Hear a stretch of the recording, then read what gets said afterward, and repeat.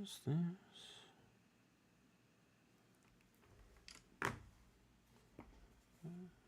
This.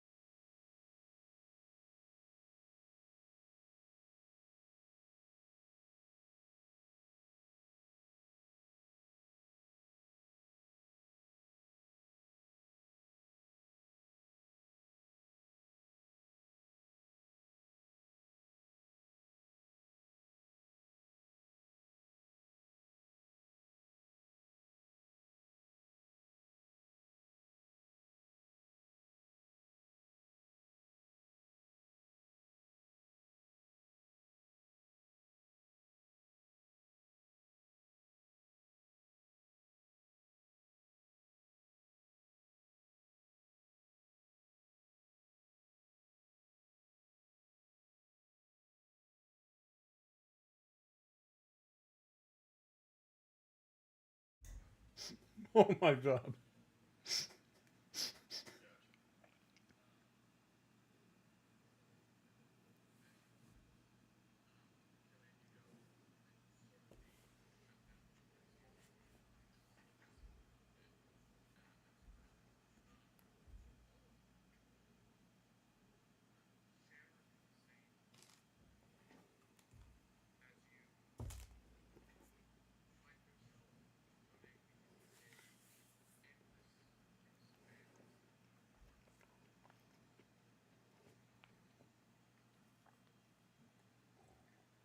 Mm-hmm.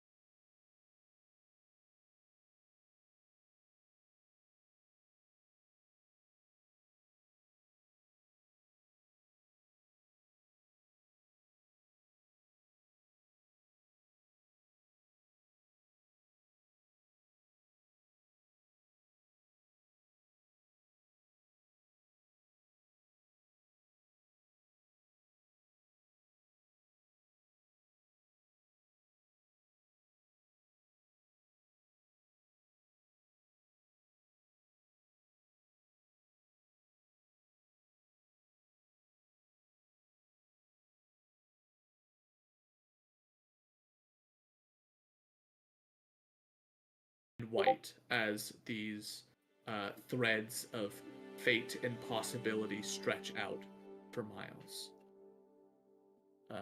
Yotev, the same question. I think the feelings that Yotev feels during this moment are similar to how he feels every night when he's sleeping and dreaming. He's overwhelmed with a sense of fear, a sense of love, and yearning. That and this just the overwhelming feeling of just being small and weak. And that is what you share. That's what's shared. Whether he wants to or not, it's what's present in his mind.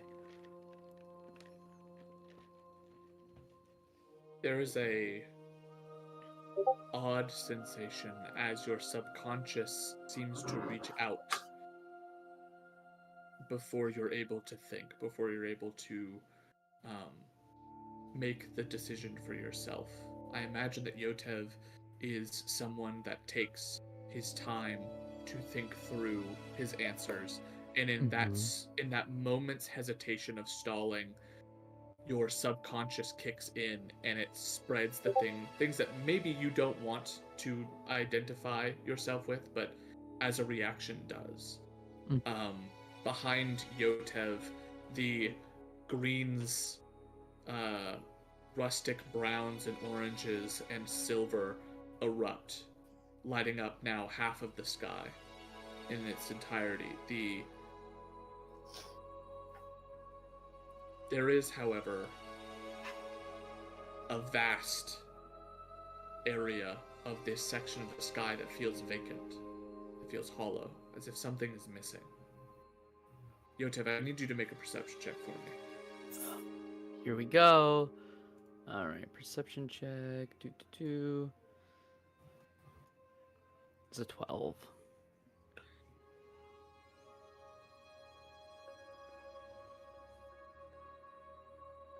There is something that you do see, and there is something that you do not.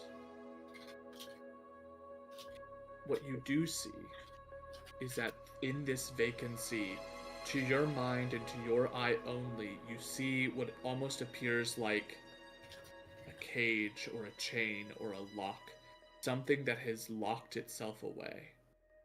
Either intentionally, unintentionally, maybe a part of your subconscious, who knows?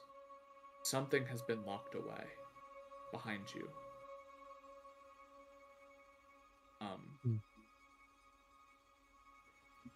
Unfortunately, I can't narrate the other thing. I know. Spoilers. But you feel that yearning, that fear, weakness, helplessness, a lack of ability to change the situation. And all of those fears, all those emotions, you know that is the lock that keeps whatever this is hidden away.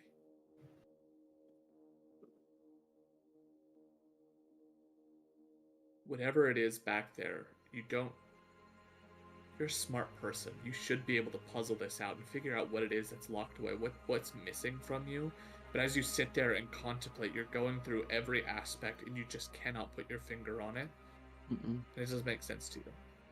Yeah. You know yourself very well. I'm sure you know all the flaws and faults and things, but whatever these emotions are locking away, whatever these are hiding from you, you can't place for whatever reason. You're left to sort of you feel this connection that you've made, but there's something else there that you cannot reach. Barnex. Oh. Same question. Well, strength, fury, Um,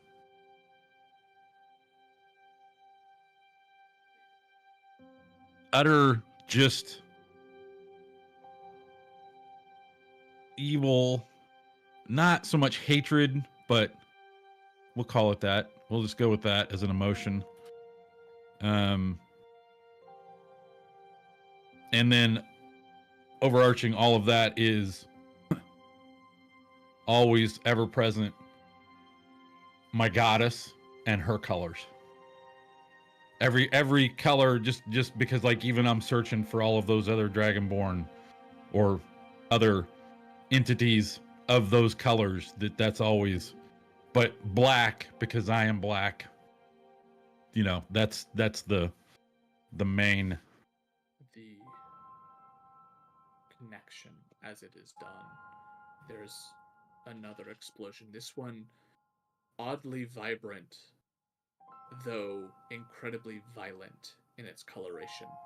Harsh, intense reds, deep, sickening greens, a white, furious, pure white light, a dark and foreboding absence of any color, darkness, and a violent and tempestuous blue as these five colors erupt behind you, Varnax. There are waves of emotion plucking on each: strength, fury, hatred, drive, ambition. There is this sense of duty, this sense of devotion, and this level of focus, drive. It is not necessarily that there are elements of hatred as much as it is that there are elements of annoyance at the things that are in your way. There are things that are preventing you from achieving what you need to achieve, and they need to be taken out. There's no particular malice to it. That's just the fact of life. That's your training. Sweet.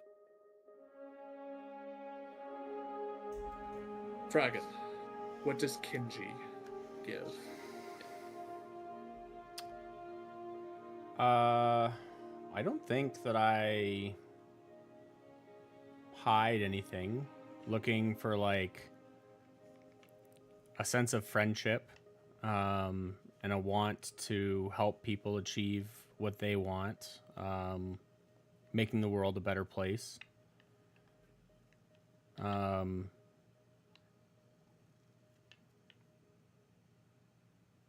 Just overall seeing that, like, what Kenji's seen so far could just vastly be improved if only like a few small adjustments were made.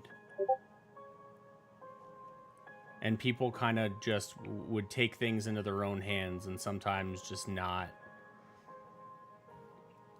really conform. There is a fifth eruption of color. It is purple and green and slips between these strange shapes. And there is a weird element to it where there is the core of who Kenji is. A feeling of want of connection, a feeling of altruism, a feeling of wanting to better the world through random acts of just slightly nudging things in a better direction, fixing the small things that make someone's goal that much easier, or just if you can lay down a brick so that the house that someone else is building can be completed that much faster. These feelings of almost self-sacrifice to an extent, but there are thick, dark strings where your light does not exist. These strings are attached to the core of your being. There is this strange feeling that you get. I need you to roll an insight check for me, please.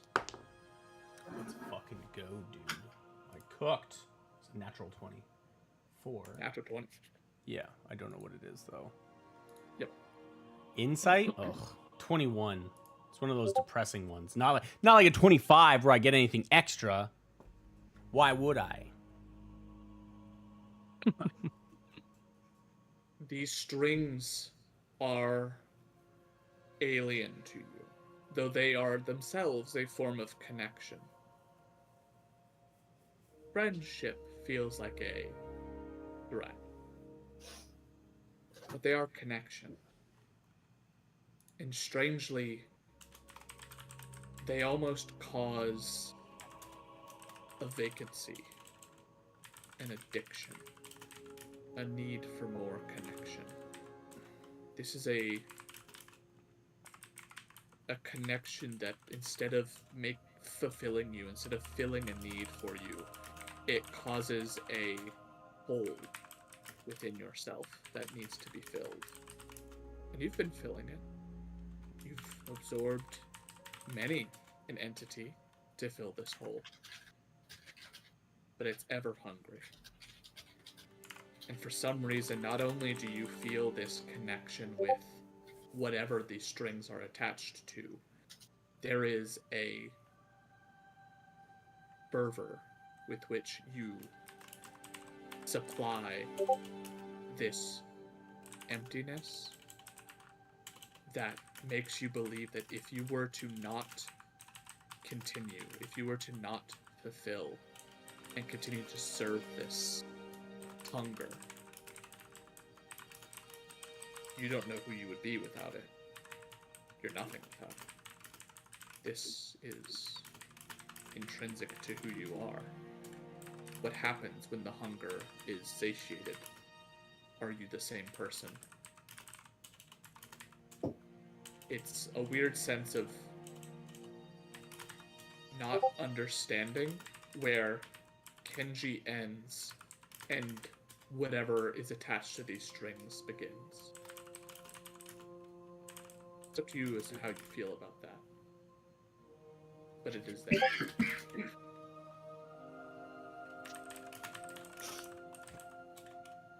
Finally, as 5 of the sections of this vacant sky have been filled, there is one that is still empty. The bright blue light with silver stars encapsulating its interior. Almost a mini cosmos. Cassandra, what do you share? I think after seeing everybody else's, she would probably be as open as she is capable of doing so with the knowledge that she has.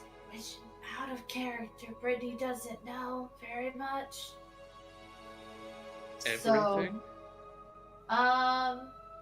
I think to the best of her ability, she feels the need to be as honest with whatever this is as possible, especially seeing how, like, watching Yotep be vulnerable and, like, Aiden be honest and Kenji be honest. Like, she feels the need to do so to the best of her capacity in doing so.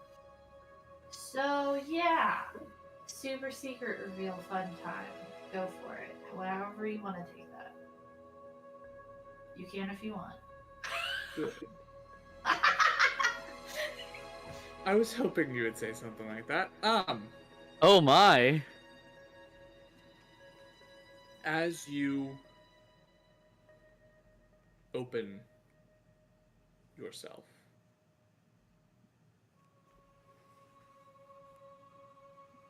you are confronted with the things that you know, and you lay it out as best you can.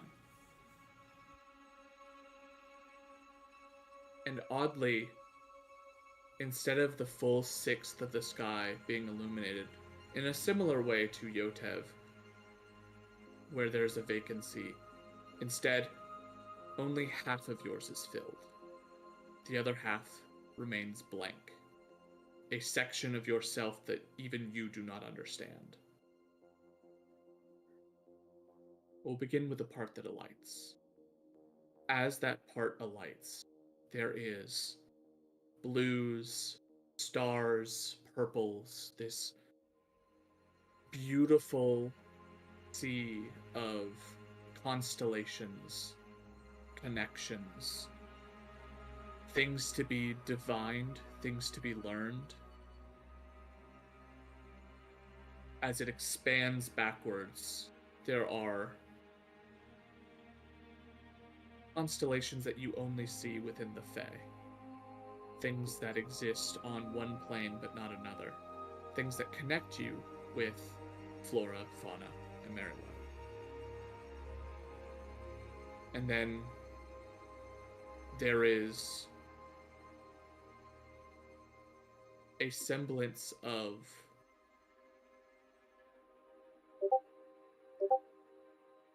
who you present to be. You see a constellation that eclipses the rest. Though it is half filled, it is half complete. Bisected down the middle. Unfortunate imagery to use for this, but sort of like the pinups of insects, except only one wing and half of the body.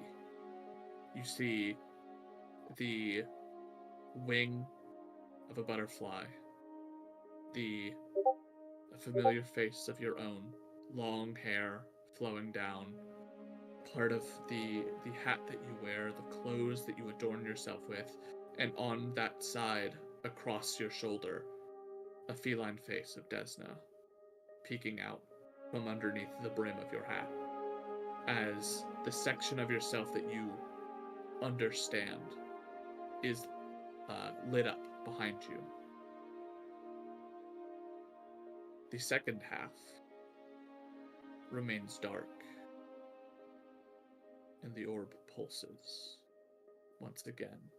You feel a reverberation within yourself as the pulse again resonates with you, with the core of who you are, with your soul. And as it does, the second. Just to everyone or just her? This is psychically, you are all connected. You're all seeing bits and pieces of this. Any of the insights, any of the roles that you have made are to your own, to yourself, but the imagery behind and the emotion that comes with them is for the whole. I was asking more specifically about the thumping that you were just The thumping describing. is specifically for Cassandra. Okay, But okay. you do feel, all of you sort of feel a thrum as if a string is being plucked on that end that was not being plucked to the tether that connects you to this orb, this artifact. As it thrums, you begin to see the edge shimmer and grow, as if it's starting to bleed into the darker section and reveal bits a little bit more. As the face begins to reveal the other half, it's still your face, but it's odd. It has these weird elements to it that are no longer Fae in nature, though you do not understand why. And it only gets to the outside of your face before it stops. You get your shoulder is cut off, your other leg is cut off, your arm has not been shown yet, and there is no second wing. But there's just this movement of a line and a little bit of an understanding of the full image. As it does, you get these weird emotions in your head, these pulses, these connections. these thrums. And as you do, you begin to sort of hallucinate these weird images, these weird depictions. You see a vast galaxy where ships move through space. Creatures move on their own accord through the astral sea. And you feel this weird connection, this almost symbiotic nature between yourself and this orb. You do not know where this thing comes from, but it does connect to you, and you connect to it. And as you do, for the purposes of my notes, what aspects of yourself that you do know of do you share? So I would imagine that whenever Florifana and Merryweather explained how they found me, I would probably share that of like the story of me falling and then finding me and then whisking me away out of the Feywild and all that good jazz. So I would probably share that of like understanding that I am not from where everybody thinks I'm from. Right? Like, I'd probably share that story because that's probably at this point as much as she knows, right? Is that bit, right?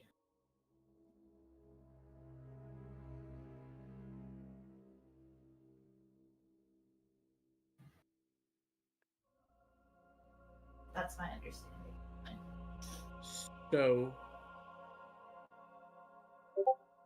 as the first half reveals this understanding of a element of the Fae in which the three sisters are living and residing, a power descends like a comet and slams into the earth of the Feywild. And there is a pulse of energy that comes off of it. As the second half begins to slowly add just a fraction of the mystery of the other parts of yourself, this impact sets out a wave. And though you do not know why, that section that is revealed causes a additional tether from you to this artifact. There is almost like a duality. This Fey half and this other half that you do not understand and that you do not know. But along with it, besides the feelings of potentially family and love and connection that comes with the Fae side, as it is intrinsically tied to your relationship with the three sisters, the other side has a sense of duty, a sense of purpose. And due to the fact that the rest of that sky is not lit, it feels like there is a hollowness there. As though you know that there is a purpose for your being, you do not have a clear vision of what it is. It is at this time that as all of you have connected with it, it seems to take in the aspects of each of you, contemplate them, spin and attempt to create an understanding of what it is that all of you are and all of you represent. And as it does, words do begin to form. The furthering of its understanding allows it to also understand better and communicate better.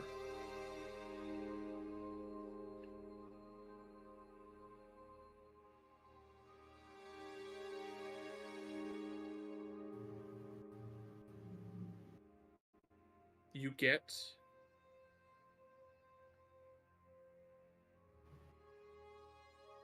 no further knowledge of what this thing is. But you do get the sense of one thing. This is both an item that is immensely old, and also, in comparison to something that you do not quite understand, it itself considers, it almost considers itself to be new, or young, or incomplete in some way.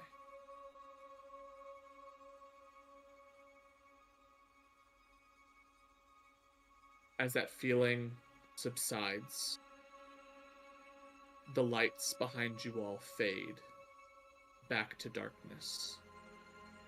The orb disconnects itself psychically, though the tethers remain. And as it shrinks and goes to vanish, you see one another again, floating in this giant circle. And just like that, you all begin to fall. There's 2 tethers to me, correct? Everybody There's has 1 and I have 2? Okay. I As just you wanna make fall, sure. one by one, you begin to blink out. Aiden, as you fall, though you are plummeting in a dark void, and the only other lights are the people in this party around you, you feel a heat rise behind you, and as you turn to look down to where you are descending, a rift opens, and you plummet through it. And as you do, you fall through what feels like a furnace, as the doors of a furnace opens up, or an oven heat hits you. This intense wave, and you get flashes of immense, powerful beings attempting to do something across Exandria. You're not sure what, but you feel these things, and you sense that this is the artifact attempting to give you a sense of guidance. I need you to make a perception check. And then I need you to make, depending on how you roll, I'm going to have you roll again, actually. I'm going to save that for after. It's a dirty 20. Fantastic. You plummet, and you feel this heat. And as you make this perception check, you find that you are plummeting from this shared dream into a dream of your own, one that this orb has granted to you in an attempt to grant you understanding. And in order to help you understand, it sends you to the elemental plane of fire. You feel the heat across your skin. You feel the burning of the atmosphere as this entire place feels as though it is thousands of degrees. Though, to you, the heat is more of a knowledge of the temperature and less an actual reaction of your body overheating. Seeing as you are resistant to fire, it doesn't seem as though you are burning. It just your body just registers the change in temperature. I need a you see 2 things before I make you roll. For the dirty 20. You see a bright, vibrant purple flame on one side. Vast across this field, there is just a sea of purple flame that grows and swells. And on the other, there is a sea of a violent red that is augmented and powerful beyond that of any regular fire or even most magical fires that you felt before. Intense, overruling, and dominant. I need a... Ooh, what do you have? Aiden. Let's make it a nature check.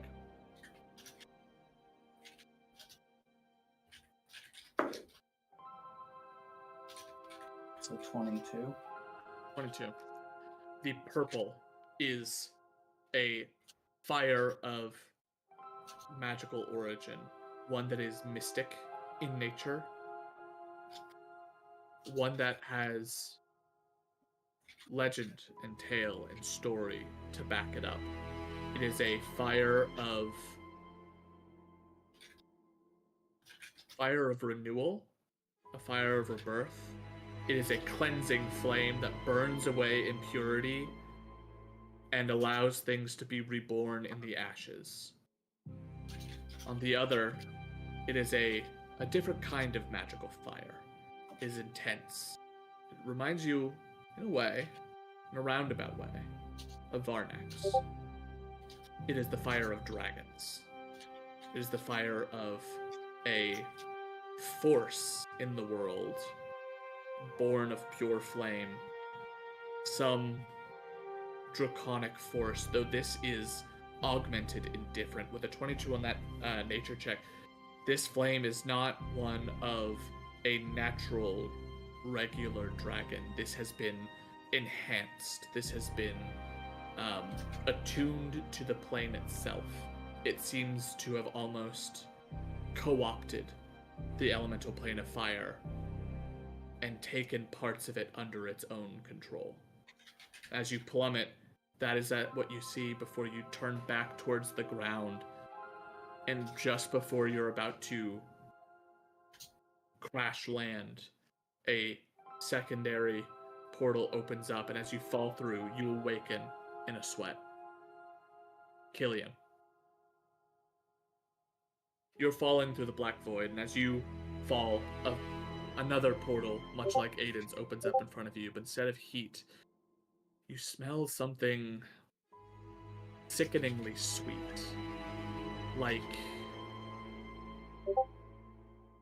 Almost like someone baked goods and just put way too much sugar, poured them in honey. I need you to make an insight check.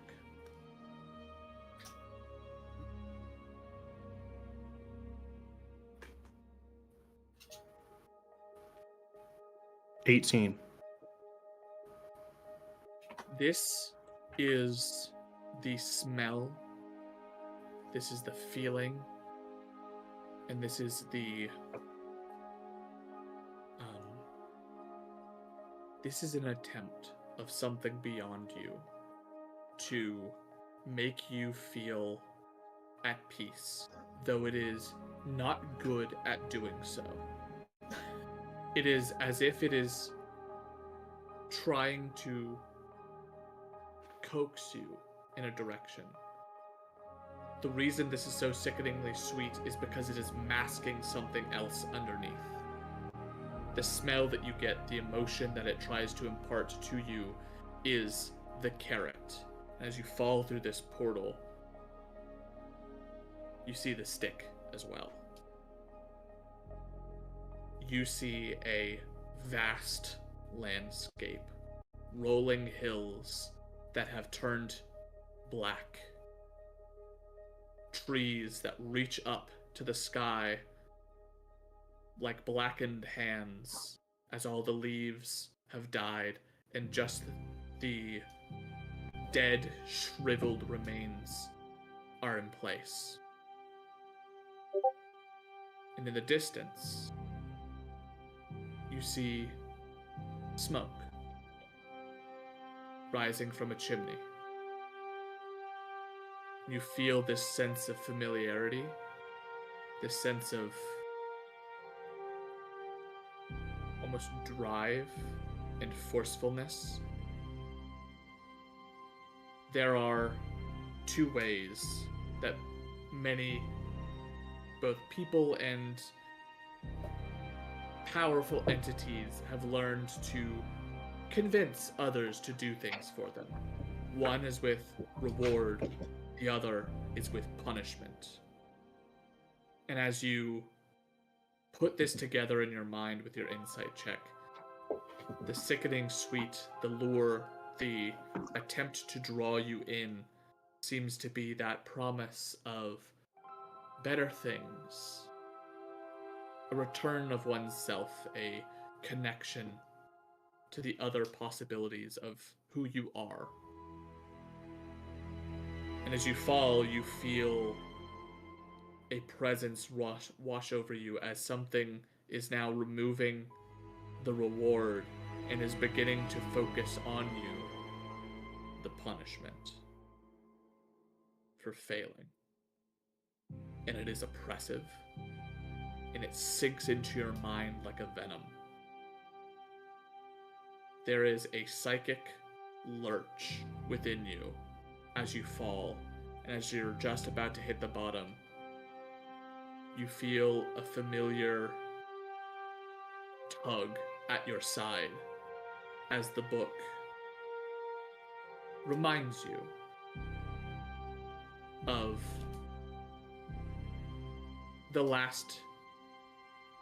one of the last conversations that you've had with it. This was some time ago, but you've not had many conversations. You get this psychic lance in your mind as you hear the words instead of reading them, as it tells you, you will not be warned again. And as you are about to hit the ground, you vanish through a secondary portal. And you don't sleep, but your mind becomes your own again as you sit in the stable. Yotev. You also fall through this black space, and a hole opens that you fall through. As you do, you find yourself in this strange space. Towers of brass to copper, the constant ticking of clocks, mechanical machines, a entire system or world stretches in front of you of interconnected mechanical marvels, walking automatons, these high-speed carts that seem to almost jettison individuals across great distances, these flying machines that allow the common man to fly like those that you've met before that have to do through arcane means. If you could.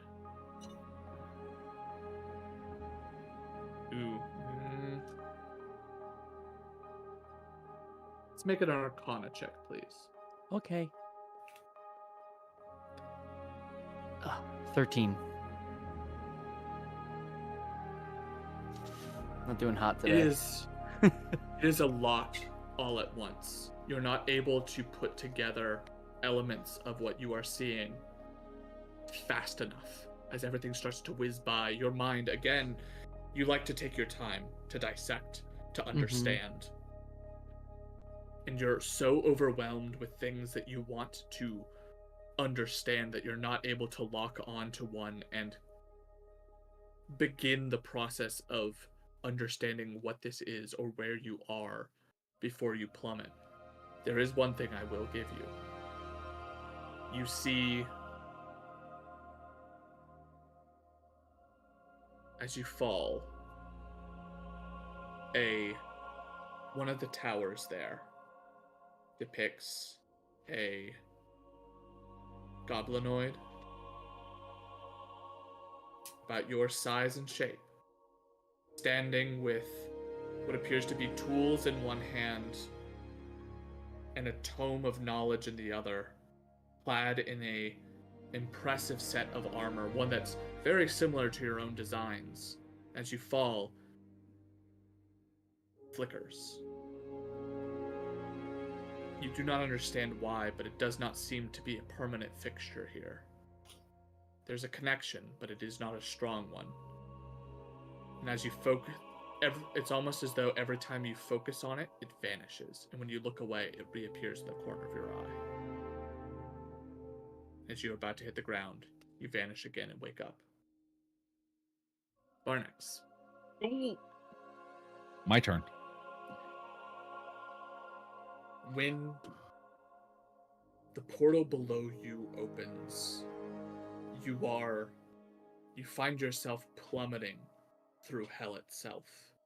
Avernus, the first layer of the Nine Hells, domain of Tiamat. As you fall, I need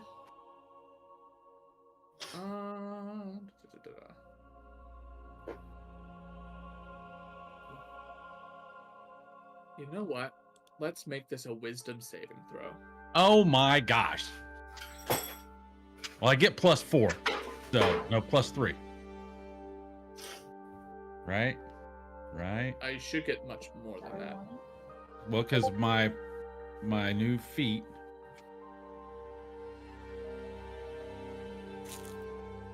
Wisdom saving throw. You have a +8 on wisdom saves now. Is that on the right hand side? Oh, okay. All right. +8. Total? Yes. So 18 plus 8 is 26. As you plummet, you see that there is a dark tower, tall, foreboding, with massive structure that just seems to reach to the storm clouds above that you've just fallen through. And you feel like a lance, something attempt to pierce your mind and attempt to do something to you from this tower. You're able to shrug it off, and in doing so, your head whips in its direction as you fall. Please make a religion check for me. As your holy symbol glows during your plummeting, please take that religion check with advantage. Okay. I got a natural 18 with +5, so that would be 23. As you fall, you see etchings along the sides, runes that depict that this tower is a testament or a monument to Tiamat herself. Though as you focus on it, this tower does not belong to Tiamat. This belongs to someone else. And at the top of the tower, just as it reaches the sky, you see a lone figure. A red-scaled dragonborn stands atop the tower as it watches you fall through hell. As you're about to hit, the dragonborn turns and stalks back towards the interior of the tower. As you're about to hit the ground, you too wake up. Kenji. Hang on. Clarifying Yes. question. Clarifying question. How far from it? I could just tell. Was it Red Dragonborn, or could I recognize him from my previous dream or vision? Based off of the previous vision, all you really got was a silhouette.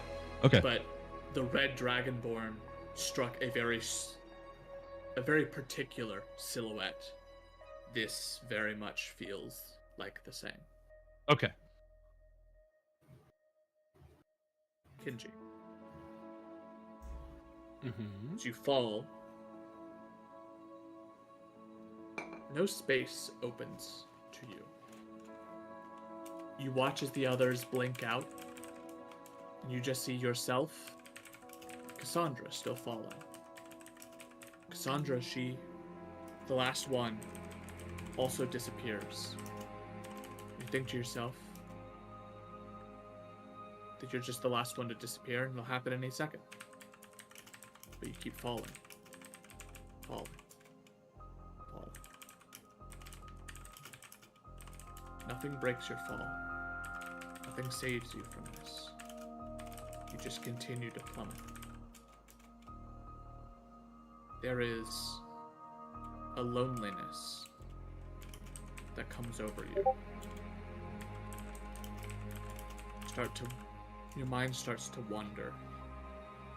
You know what you've shared with this orb. Hopes of friendship. Hopes of connection. Wanting to help those around you. And yet, while everyone else goes and disappears and is saved from this eternal drop that you've all been let go on, nothing comes to your aid. Nothing saves you. Not your friends, not the individuals in your party that probably wouldn't call you a friend just yet, and not the entity that has tethered itself to you. Even it seems to turn a blind eye to your struggle. You get this weird sense in yourself where you feel as though you put in a lot of effort to attempt to help others, and not a lot of attempts to help you. Make a spell attack roll, just a straight, like as if you were casting Eldritch Blast. Okay.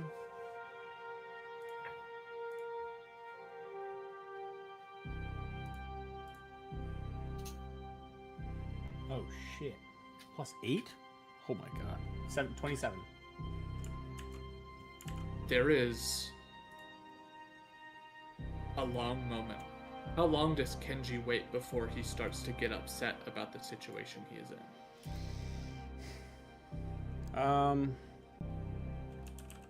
Just one sec. Yep.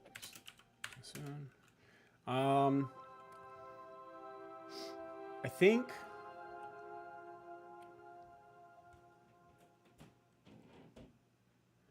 maybe like an hour, and then it's very like it switches from like after like the hour rolls over what seems like been like long enough that it just switches like violently to like angry. You fall for 10 minutes, 20 minutes, 30. Everyone else disappeared so long ago. And you're still just alone. 40. No one's even reappeared. 50. Does it matter that you're alone? Do you matter? At the hour mark, something snaps, something breaks, and tendrils erupt from your eye and force themselves into the air beneath you, and you yourself rip a hole open. If nothing is going to save you, god damn it, you'll save yourself. And as you shove your way through, you find yourself in a space far different than anyone else's. There are weird patterns that form, these shapes that twist and bend. There are bubbles that burst into butterflies that then evaporate into gas and then solidify into hailstones that pelt the ground. There are plants that grow in an instant, wither, and then explode into a fountain of water that washes across the ground to water the rest. A crack in the earth opens as lava spews from it and instantly solidifies into ice. And as it does, the colors shift and change as the ice turns to crystal, and crystal into stone, and stone then washes away as if it's just nothing, as if it's a mist. As everything changes and curls and nothing stays stagnant.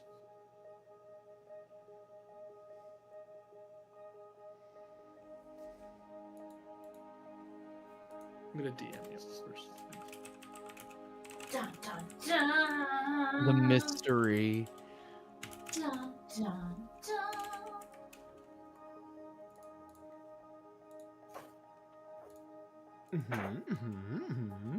Would we all have noticed Yotev's piece that was missing while you're DMing?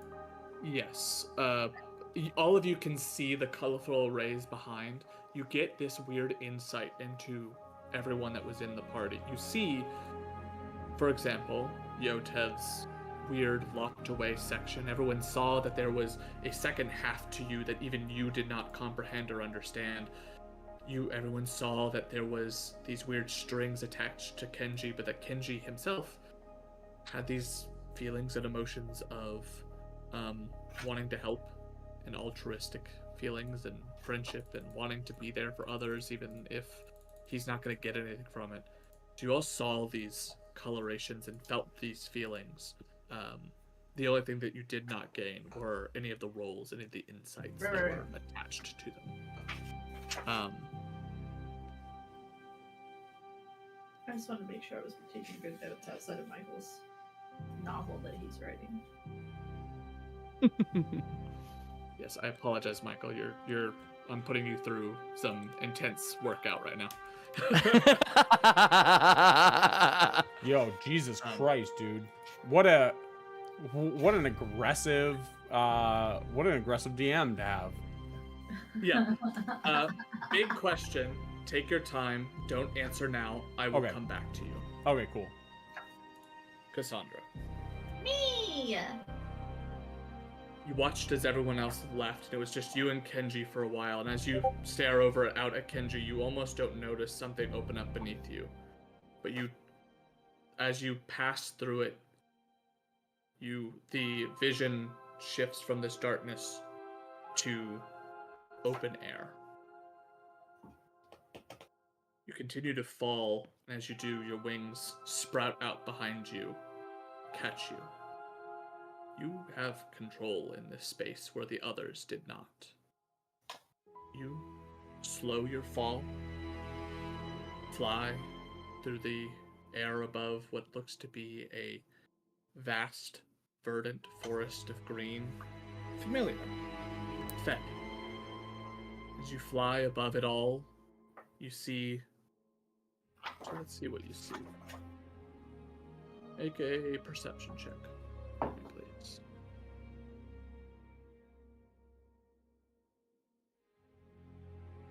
My perception is +5, and I can read this die at 18. 18? Yeah. The forest itself feels like it stretches forever. But as you look, it really doesn't. There's a clear, defined border for some reason. There's not even something beyond it. It just seems to be... It's like a patch placed upon your own personal psyche. This cover for something else. As you make this realization, there's a break that happens, both in your own mind and on the ground beneath you. There is a breaking that happens as Earth shifts and quakes, and a light peeks through. Swirls of blue light emanate from the forest below. Twinkling stars begin to zoom past you as if shooting from the ground up past your person in a strange way. You find yourself flying above it all, a bit confused, and the orb, though you don't see it, you feel its presence again with you.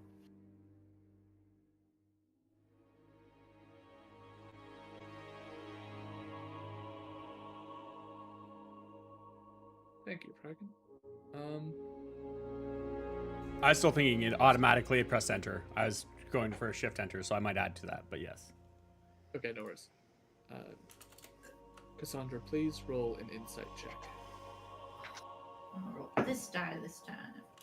I got a 17 plus 5. 21! The orb feels, for whatever reason, familiar. Almost familial. A confusion as to what that might mean sort of washes over you. and it seems to sense this confusion in you and reach out with with a attempt to assist to alleviate your confusion. It says, "Others are coming. They wish to shape and change what they do not understand. I don't know what I need. For now, at least, protection would be nice, while I figure out what it is that I am. Well, I learn more from observing all of you. You're all interesting. I want to learn before I decide what I am."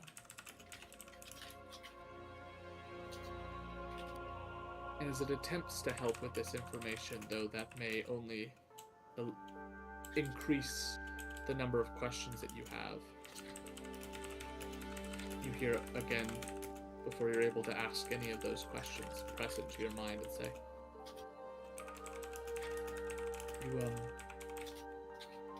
You and your group are pressing towards something that I don't fully understand myself.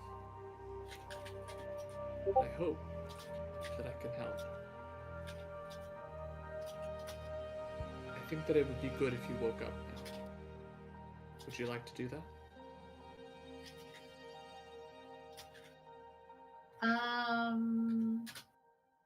Can I respond with asking if there are more like him coming, or them coming, or more like me coming? Oh, I am unique. Sort of. The others, they already know what they are. I still have to figure that out. When I mean that the others are coming, I mean more like you.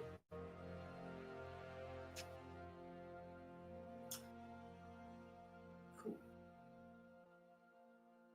I guess I'll wake up and deal with that then. As you think that, the orb seems to understand and decide, all right, you want to wake up. You feel a pulse and you also wake up. Though you're not nearly as intensely shaken up by this as the others. It almost seems as it just sort of, instead of the shock of almost hitting the ground as you plummet through the elemental plane of fire or hell or wherever the fuck that Yotev was, it's more of like the orb gently nudging you awake. You just are up now. As you look outside, you see the sun begin to creep up over the walls of the city as light enters in through your through the window of the Pillar Trove.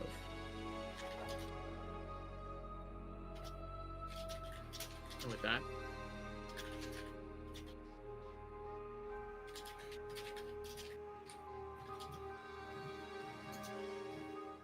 you all awake to a new day.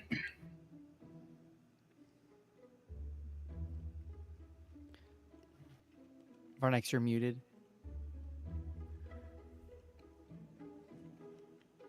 I assume we can take a long rest. Wait, Or are do we going get a back long to rest because of that? Fragan? Because Fragan didn't finish. Oh, he did. Oh, I finished off stream. Whoa. Not something that usually happens, but here we are.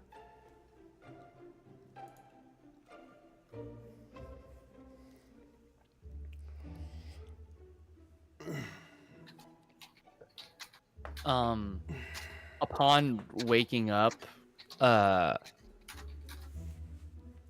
just due to the nature of the experience that Yotev had and the rush of feelings that had happened, he has woken up and the armor, he had his armor basically react to come on in the morning, and he's fully equipped in his new upgraded look, where the prototype core is nice in the center, implanted, embedded into his half plate.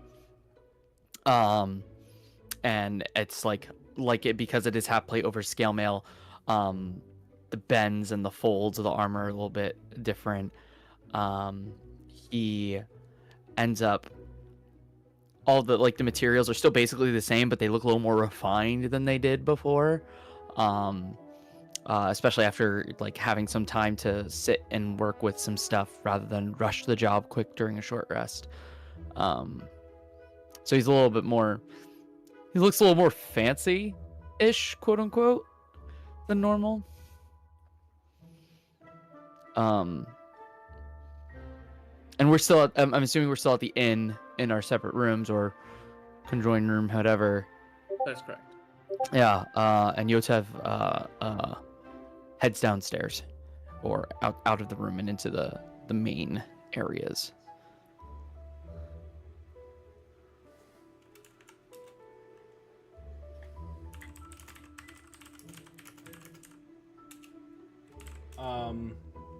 I can't spell apparently. Yeah.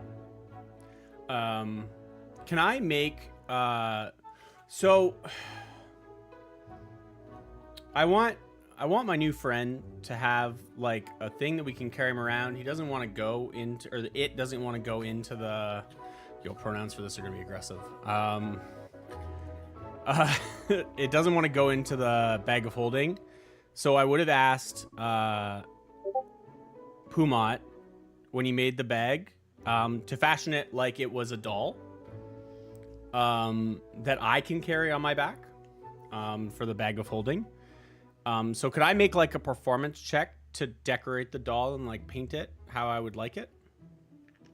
Sure. Either a Whatever you want. Works. Okay, cool. Fuck yeah, dude. Hopefully I'm good at that. Yo, +5. I had a 17 +5 for 22. I want to make it look like almost like an exact replicate of per size. There is a strange doll / stuffed animal like figure that your bag now looks like. It's almost like those little kid backpacks that are just a giant teddy bear. Yes. Where you can zip open the side and stick stuff in. Yep. Except it is a little owl. And that owl looks, for lack of a better way to describe it, like it's been through some shit. There's a little bit of like a haunted look in its eyes, but you're able to open the beak and reach in to pull things out. Beautiful. And the back of it, as per what you had asked for, does have what appears to be stitching up the back that hides a compartment. And so what I would like to do is when I'm carrying the orb will go into that compartment. And so it would not fall in ever for the... Yeah. So it doesn't have to ever go in there. It can still be concealed, but then it makes the precise doll's eyes glow constantly. Easily done. They got this like little faint purple glow and hue to it that sheds off like this ever faint light if you ever cover it up or leave it out in the dark. For most people in a well-lit area, it's just going to look like the backpack has purple eyes instead of a regular one, but anytime it's in dark, it does give off that faint glow. Yeah. And I would explain to the orb that I know that you didn't want to go in somewhere and have a prison. Now you can be out and see and do things, and we can still talk. You mentioned this. You feel like the emotion of it wash over. It sort of thinks to itself and considers hidden, safer, and appreciation. And then it gets a little interested about the idea of still be able to do things, see and do things. And you watch as the eyes ever so faintly flash, and like a cat, one of the objects on the bedside table just gets shoved off and clatters to the floor. We're gonna do You great get things a little together. weird sense of satisfaction of like, oh, I can do things. Yes. Interesting. Yeah. And so when I put on the backpack, the wings of the owl are actually like the backpack straps. So they kind of Mhm. like they won't like crack, but like if they were to go the way that they shouldn't go and then go over my over my shoulder. The backpack when it sits down will look like a person because it'll have the wings like kind of just like there, but then they'll have to like go back and like stretch away that they shouldn't. But they're designed in such a way that they look like the underside of whatever an owlin's arms would look like Wait. when I'm wearing it. Yeah. Perfect. Just slightly haunting. As you tilt it back, the talons even are a little buckle that you can click together. So it keeps. So you got like the little straps on it, and it's got the little talons that click in the front to keep it extra secure. I peaked. This is my greatest accomplishment yet. Level Level 6, I'm done. Circle. I'm cooked. Done. I like it. I like It's come it. full That's a circle. nice. The talons was a nice little touch. Yeah, I like that. Um, And I'll go With downstairs that- and meet everybody. One by one, you sort of collect yourselves downstairs. Some of you in different sections of the city, but you are awake and welcome to a new day in Zadash. Did everyone else have the same dream? Because I saw all of you in my dream. That's highly unlikely. But yes, Yotev did see all of you in his dream. Were there colors around behind you? Yes. Same dream. Threads Very much so. Protect-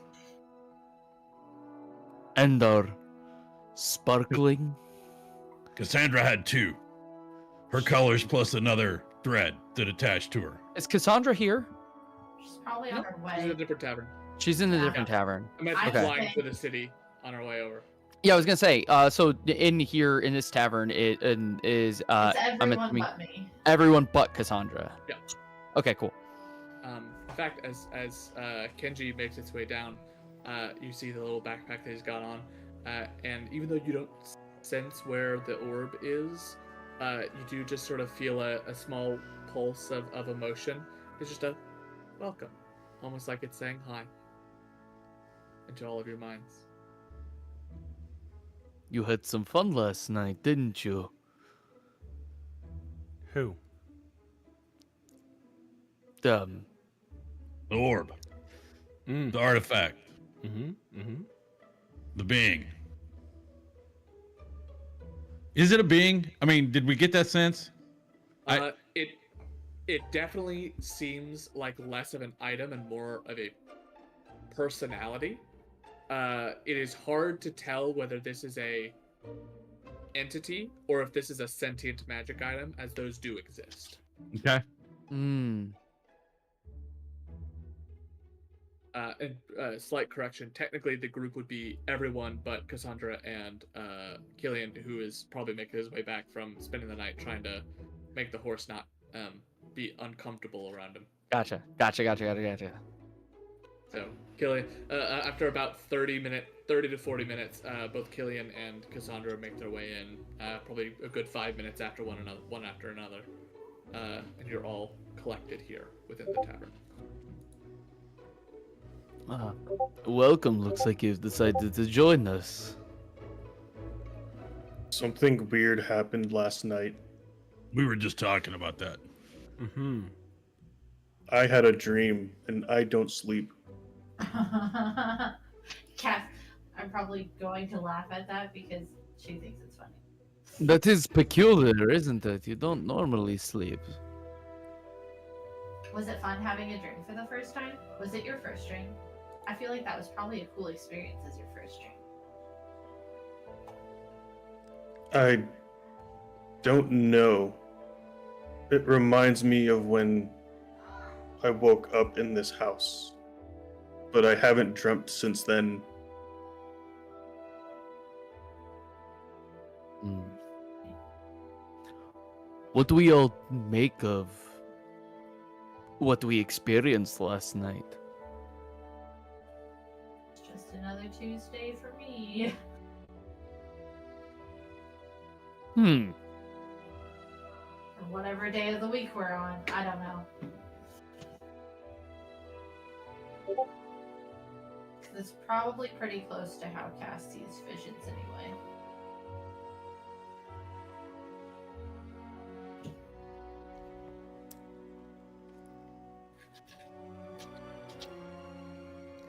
It seems like she doesn't even know herself.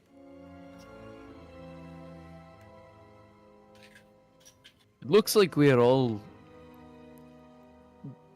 a little unaware of things we have going on with us.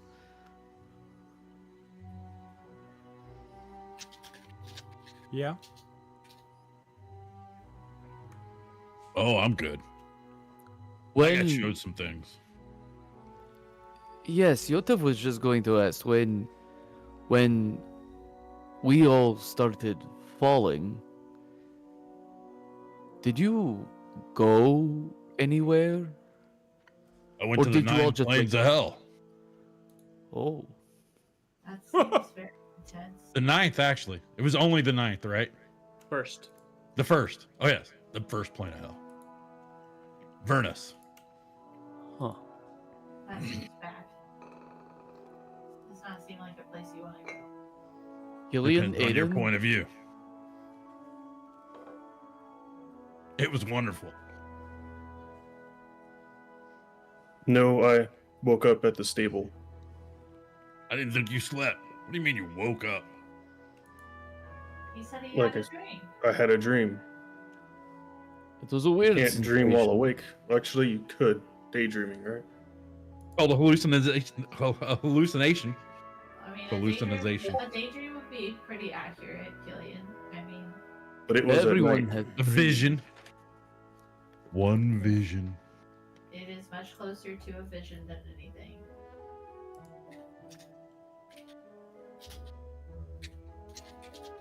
Yeah, I saw all of you blink out. Did you not? I wanted to make sure all of you guys were safe first. I don't feel like we had a choice on when we left, did we? You all didn't leave at the same time. I don't think. Huh. Probably just got chosen at different times. Right. Right. Probably something connected to something or other. Sparkling must have some sort of idea. Mm-hmm. In my mind, can I communicate with Sparkling and tell him to try one of the mugs? Like something bigger? To move. Yeah. You get this sort of sense of affirmative of like, sure, I can try. It's going to start to rattle a little bit on the table, one of the mugs. I'm gonna roll a d6 real quick. Mm-hmm. Mm-hmm. 2. Aiden, make a dex save. Holy shit. Thank God it wasn't me. As you, as you're sitting there, you look up and you see this thing start to rattle, and it rockets towards you. You are able to duck out of the way as it embeds itself into the wall behind you. There is a crack as the this wooden cup hits, and instead of the cup itself shattering as you would expect, the wall, it sinks like an inch into the wall and is embedded there. I'll again telepathically. It's really good. You're getting a lot stronger. Do we recognize that it was the orb?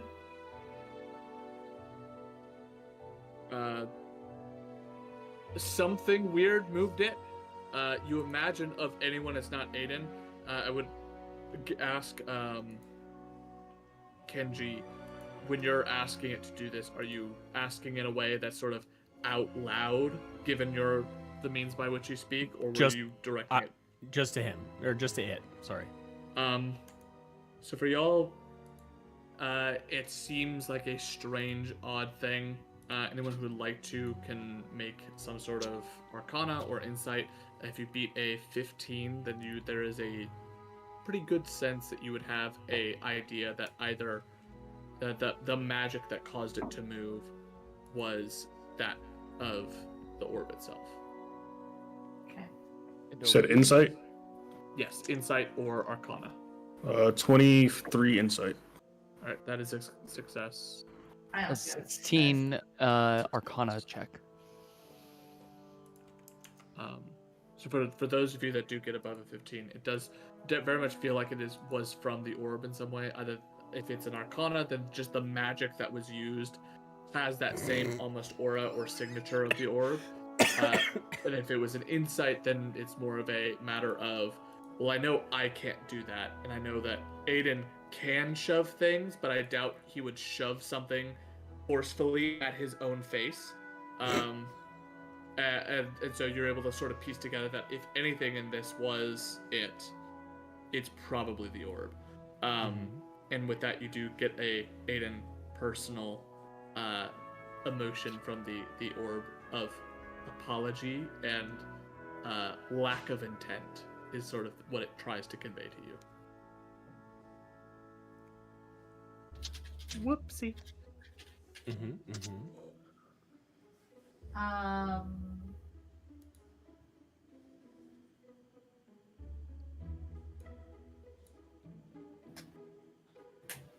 I'm gonna ask what we want to do today. Because we have a whole list of things that I could put in Discord. Yes, yes. It is here. I shall reply to it. And I will ask if we want to do any of these things. Like we can go research at the Hall of Erudition, which I know Kinty wants to do. Wait, what do I want to do? And you wanted to go to the Hall of Erudition to look up stuff about Spark. And then Aiden wants to look up stuff about the rifts, and Yota wants to look up stuff about engineering. That's at the Hall of Erudition. Then we can also go to the archives, the Cobalt, for the same stuff, but just a different location. We can help with the break-ins and murders in the Tri-Spires, figure out what's going on there. There's the Crown's Guard are looking for help with the war in Zorhas. I don't think any of us want to do that, but it is an option that Caleb has presented us. And then we can start making our way to Shady Creek Run for Yotev and Varnex if we want to leave, or we can stay here a little bit longer and get some more stuff done. If you guys want to do research, I will offer to help Killian with his animal training and work with him with his horse. Since I can call animals, I figure I might be okay at that. And you guys I'm good go with to that. the stables, and then the rest of us go. That's if you all want to research. If you don't want to do that and you want to go do something else, then I'll obviously go with you. But if you're going to go read books, that's not. I'd rather go do push-ups in the yard than read a book.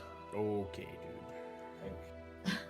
I think there's a Oh, lot of someone things- is being a bit macho now. Too good for learning. You know your brain is a muscle as well, right, Varnex? Yeah, and it's filled with whatever my goddess tells me it needs to be filled with, which is blood, hate, and caffeine. And I'll drink some coffee. What were you saying, Michael? I think there's a lot that we need to learn. Even if there aren't answers, we could at least get a start. I think we should go to the Hall of the Cobalt Souls first. Mostly because they have a very different library than the Hall of Erudition. We can go to the Hall of Erudition after. What kind of things are in your Hall of Erudition? I'll list all the things that are at the Hall of Erudition because it's a very long list because it's a university, it's a large library, and it has lots of things, but the Cobalt Soul has all of the other things. So, different, but same. I don't know, Caleb. What do I say?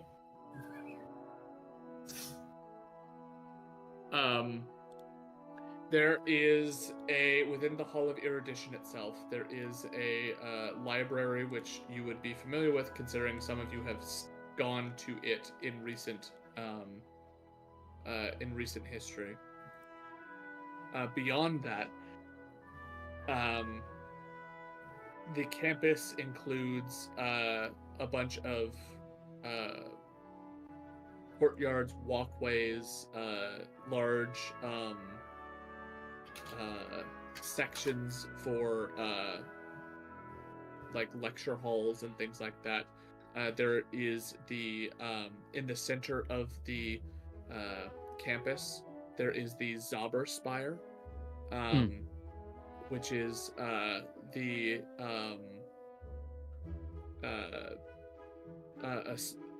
sorry. Okay, we're good. It is a massive spire in the center of campus, made of ivory and marble. It has large blue banners that loom over that section of the city, and it is a home of effectively like the administration. It is like the administrative building of the Zauber Spire, of the Hall of Erudition. Beyond that, there are a couple of like small labs where you know that people have been working on things. So if you get you can either be a independent researcher and get a accreditation with the school in order to do some work there, or you can be a student working on like a master's, the equivalent of like a doctorate thesis, or a professor doing research. They have a lot of those labs set aside for that kind of work.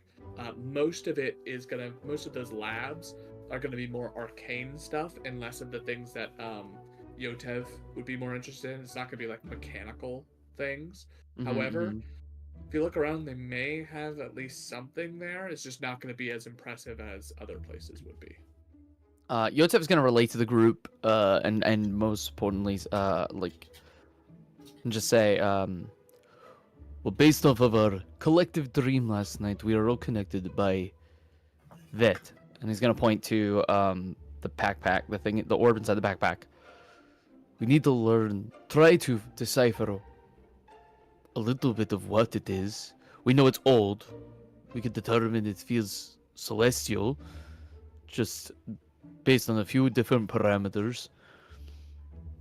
We should try looking into some ancient logs of magic. I think if we're gonna research it specifically, we go to the Cobalt Soul because Bo already knows about it and doesn't want that knowledge shared, so she can help us research it without us having to explain what we're researching, whereas trying to explain what we're looking for at the library, the Hall of Erudition, will be much more difficult. We don't have to have that conversation with Bo. So I think starting at the Cobalt Soul would make more sense, and then we can go to the Hall of Erudition if needed. Sure. Let's see what we have over there. My thought process, at least. Because I don't think I've read anything in the library at the hall, and I've read lots of books at the hall. Alright. Okay. So, we'll run down the line real quick. Just let me know where people are going. I'll make a quick note of it. Cassandra, you're going to Cobalt Soul, right? I believe so is Ryan, Michael, and Kenji. And then Killian and Varnex are going to the stables. Is that correct for everybody? Yes. For the shopping stuff that you posted, do we just say what we want, or can we go pick that up now, or buy Yeah, now? if any of both the list that I posted last time as well as the one that I posted today, if that's something you want to go buy and pick up or purchase, you can. For the seamstresses specifically, that's going to be something where you're going to have to get together with Cassandra about, because the sisters are not at that shop at the moment. They are currently staying within the Pilatrove. So you'll need to you'll basically need to go and talk to them about going with them to the store and purchasing one of these items. Anything else is on the board. There's also like the standard adventuring gear that's open to beyond the things that are on that list. So climbing kits, pythons, all that stuff you can grab at your leisure as well. It's now a Just- thread, and you can just Just throw ping stuff. me and I will let you know what the prices are if you can't find it on your own. The thread is made, and so now whenever there's new shopping stuff, we go a new place. You can just pop it in there instead of it getting lost in chat. Awesome, thank you. But with that, as the two groups split up and begin to make your way throughout the city, I'm going to call a little bit of an early break just to go ahead, because that's a good stopping point. We'll pick up with your day's activities once you get there after the break itself. 9 o'clock? We want 5 or 10 minutes? Yes. Julio. Okay. Okay. What are you thinking about getting stuff?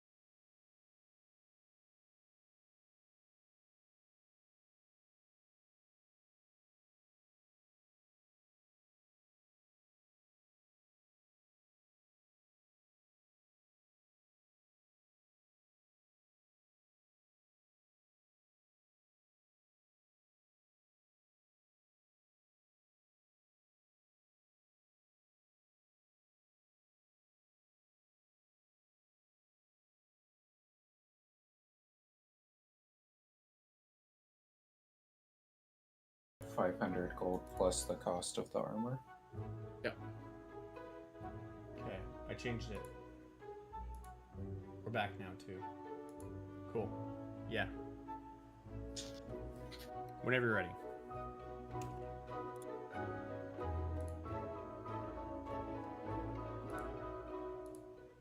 Step, you ready? Yep. Yep. So the group on their way to go to do some investigating within the Cobalt Soul. As you make your way over there, the soul itself is rather busy looking at the moment, as there are a number of different levels or tiers of the monks of the Cobalt Soul making their way around the both interior and exterior space. They seem to have been mobilized more or less after the events of yesterday. As you make your way inside, the library is full of these massive floor-to-ceiling bookcases. Each have those little ladders on wheels to climb up to the taller ones. There are individuals with mage hands pulling down tomes and volumes for others, and you see that there are a slew of different minor or lower tiered monks of the Cobalt Soul that are both in the midst of doing elements of research and study, as well as others that are in the process of assisting or waiting to assist those who come in. They seem to have a general rotation of folks who are supposed to sit out and not do things and make themselves available as sort of assistants to guide or drive to one instance or another. As you make your way inside, the first thing that you guys notice beyond this is there's a massive domed ceiling to this place, and on it are depictions of the different sections of time, elements of the ever-shifting nature of the history of the world, including a beautiful relief that shows the initial age of the world, in which the founding, the world was chaos and strange. You see, as you press on to the next section, the gods appearing and creating order from chaos. Another section that depicts the age of Arcanum. The gods had created people rose to these great and wondrous heights, where they were able to create the greatest marvels known to mankind. Many of the most powerful magical artifacts that exist in today's world were created during this time, when magic was free-flowing, when there were spells that went beyond the 9th level and were capable of so much more than is capable as of now. After the Age of Arcanum, of course, comes the Calamity. The battle between the gods of Exandria that ripped the world asunder. And then as it goes on, it shows the victory of the prime deities over the betrayers. That then leads to a golden age, or more of a silver age of humanity. The golden age clearly being more reserved for the Age of Arcanum, where people were capable of much greater things. Then the last depicts this potential future. It seems to be more of a hopeful artistic rendition of what could be to come, and it shows it's a little self-serving in the artistry, in that it shows members of the Cobalt Soul sharing knowledge of the world, but then that knowledge of the world bringing people to a higher and more elevated status where they're capable of crafting and creating their own potential futures. It sort of shows the gift of knowledge and what that's capable of granting to the rest of the world. cool little thing for you guys to have seen. As you make your way inside, there are, like I said, numbers of Cobalt Soul Monks going around, and a younger Cobalt Soul Monk looks to be a half-orc. Her hair is mostly well kept into a bun, though it looks like that bun was probably made yesterday, and so it's starting to fall apart a little bit. She is wearing the Cobalt Soul Monk clothes, but underneath it clearly has some level of armor on. So maybe still a monk, maybe not so much. And as she makes her way over to sort of greet you all, you notice that she has a slight limp to her gait, though she still stands at a very impressive height and seems pretty reassured, or not in any way like self-conscious about that aspect of her personage. She seems to almost have an air of "I dare you to say something about it" as she walks up. She sort of greets all of you and says, "Good morning. I'm happy to help with any of the research that you're doing. If you have any questions, feel free to come tap any of us on the shoulder. We'll be happy to point you into the right direction as far as the tomes or sections of the library that may be able to best assist you. In addition, there are some tomes that may be in odd or less well-known languages. So if you need any assistance with transcribing or reading some of those tomes, just let us know." Can you actually find Beauregard for us? She already knows what we need and able to save time. I can attempt to locate Expositor Lionette for you. I would need to ask around for a bit if you give me some time. Sure. While we're waiting on that, I know Aiden has something that's completely separate, and so does Yotev. Well, Yotev quickly would like to just. Could you point us in the direction of where we could find the books on the ancient magic and things from? And he points to like the sky, to the roof of the time when magic was fluid. As like maybe things that are dedicated to times like that. Writings of the Age of Arcanum. Sure. I can. We don't have a lot of good stuff. Most of the knowledge of that era was sort of lost, but we have a couple of tomes of conjecture and thesis and things of reconstructed knowledge. It is second floor on the left wing. She sort of gives you some directions on how to get there, and she says, if I do manage to track down Expositor Lionette, I'll tell her that you've made your way over there, and she should meet you in that section. Excellent, thank you so much. Thank you. And she peels off to go take care of that on her own.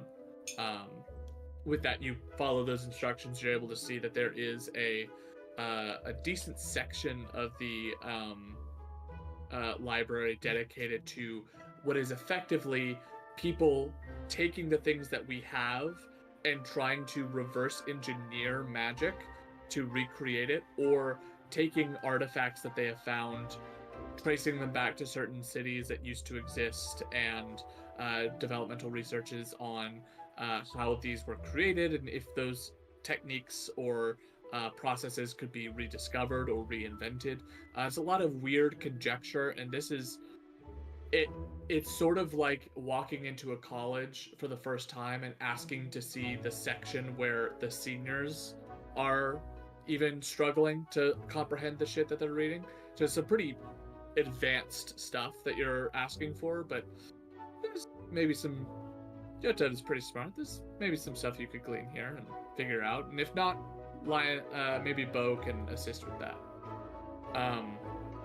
As you make your way up into that section, if you'd like, anyone who'd like to, of the four of you, would like to make a investigation check for me, please, to see if you could spot and find stuff. Absolutely.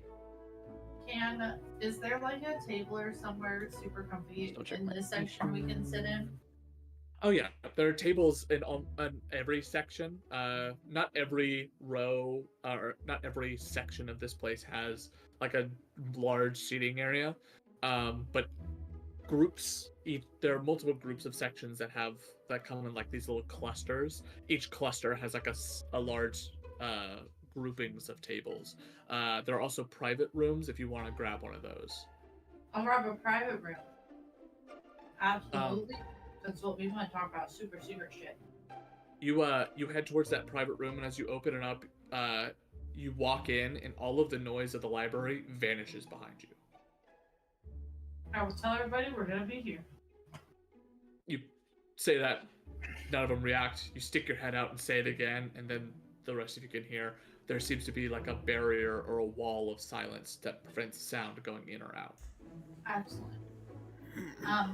I would like to ask Kenji if there's anything he needs at the library, because I know what Aiden wants. But I don't. Well, I think Bo was gonna help us with that. I don't Just get. wait with us then? Because I said you just want to wait in the room with me then, since you don't have other stuff you want to look for. Yeah, But I can take off the backpack and set it so it looks like precise when his arms aren't broken. And ask. I don't get it. I don't get that the picture on the ceiling. Which one? The stages. They're marking throughout time, points in the world's history. Is it a celebration? no, it's just like to mark big things that have happened so that we don't forget. So a time like before the calamity, I don't. We could do more. Yes. And why can't we do that now? Because of the calamity and the effects, not the effects, the consequences of that war. So it's the gods' fault. Not necessarily, but partially. Because I mean that's where we get our magic from, right? Or people get their magic from? Not Not everybody. everyone. Some people study it and learn how to do magic. Some people are just innately born with it. Some people worship a god, and that god bestows magic on them. It's very different for each individual person. And some people like Yota, you make things that work with magic. Like there's a very wide range of different types of magic. Where do you get yours from?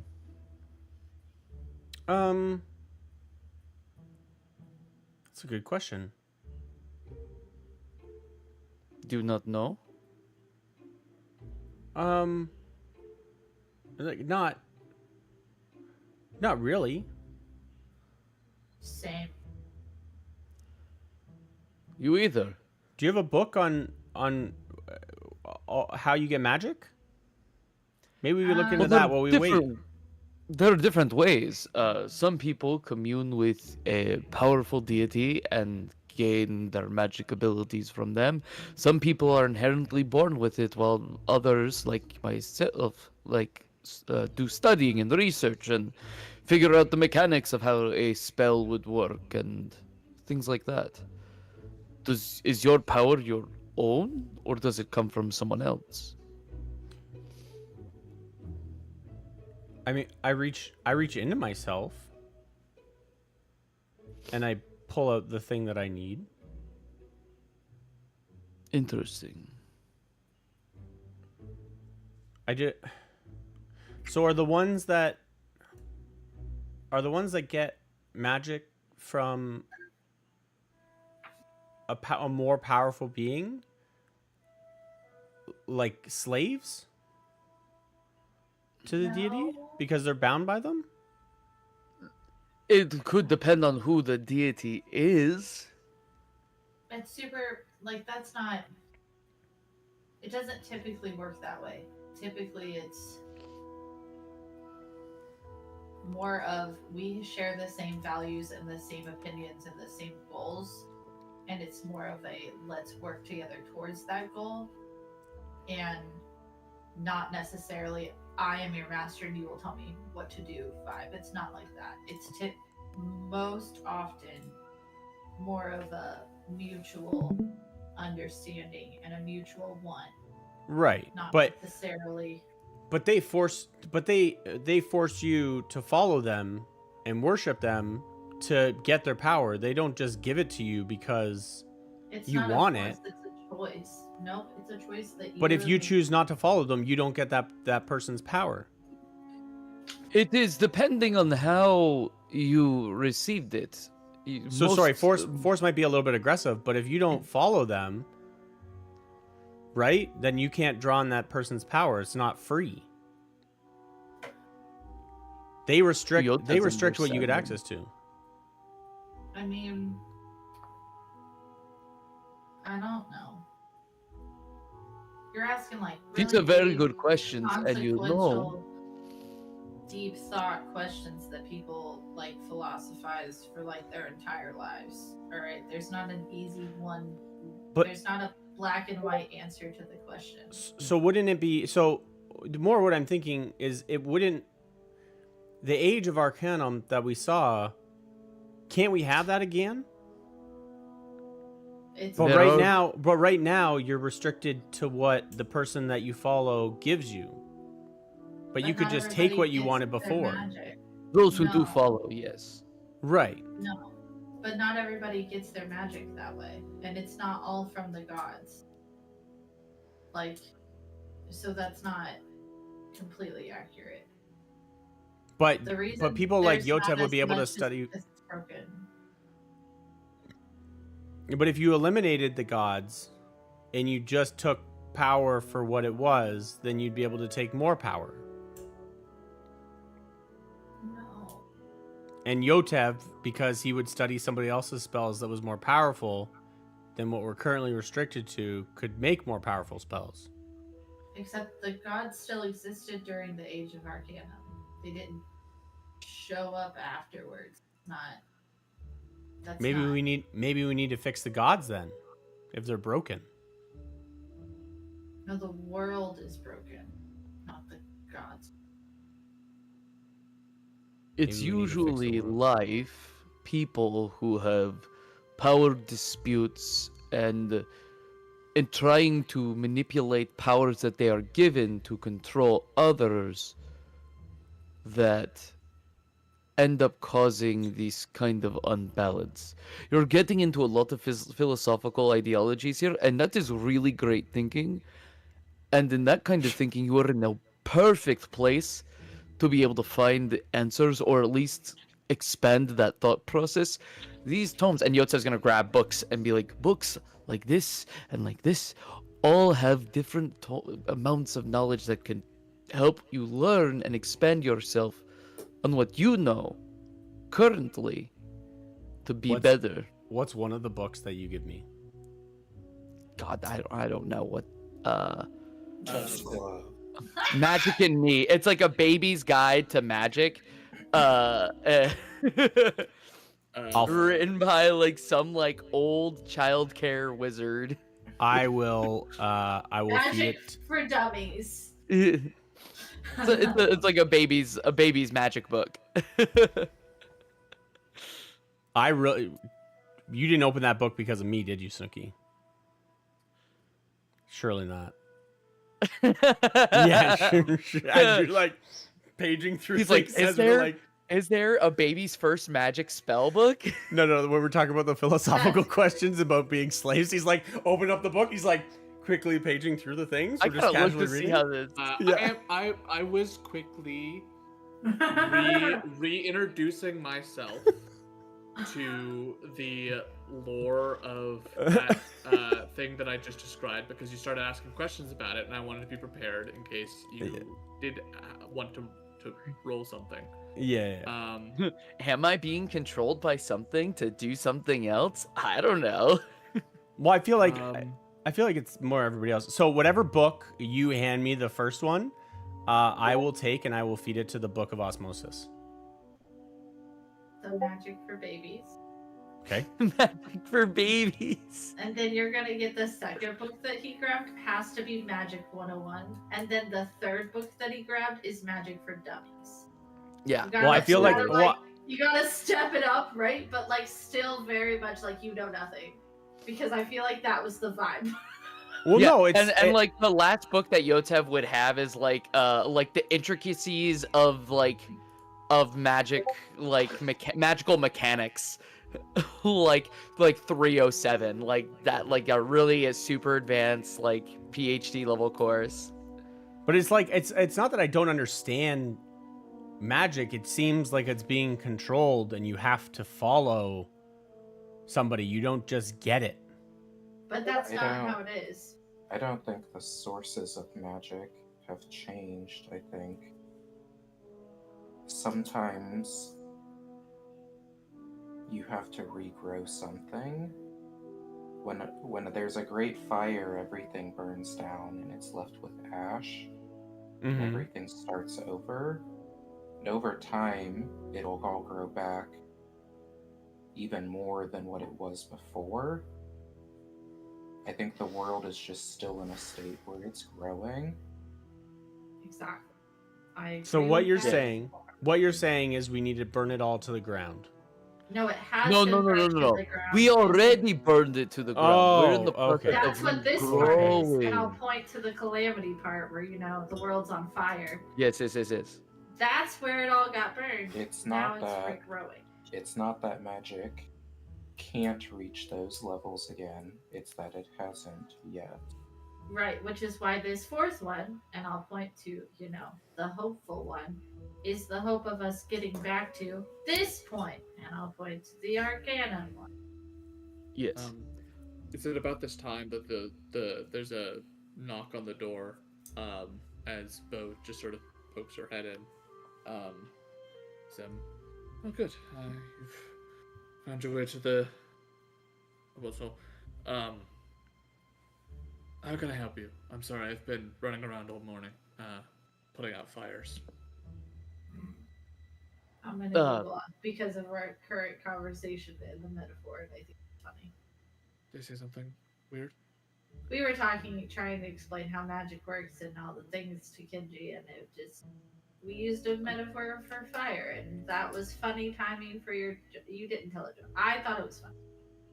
Understood. Got it. I'm sorry. How can I help? Can we? I think you are the person to talk to for more information on sparkling. Yeah. Sparkler.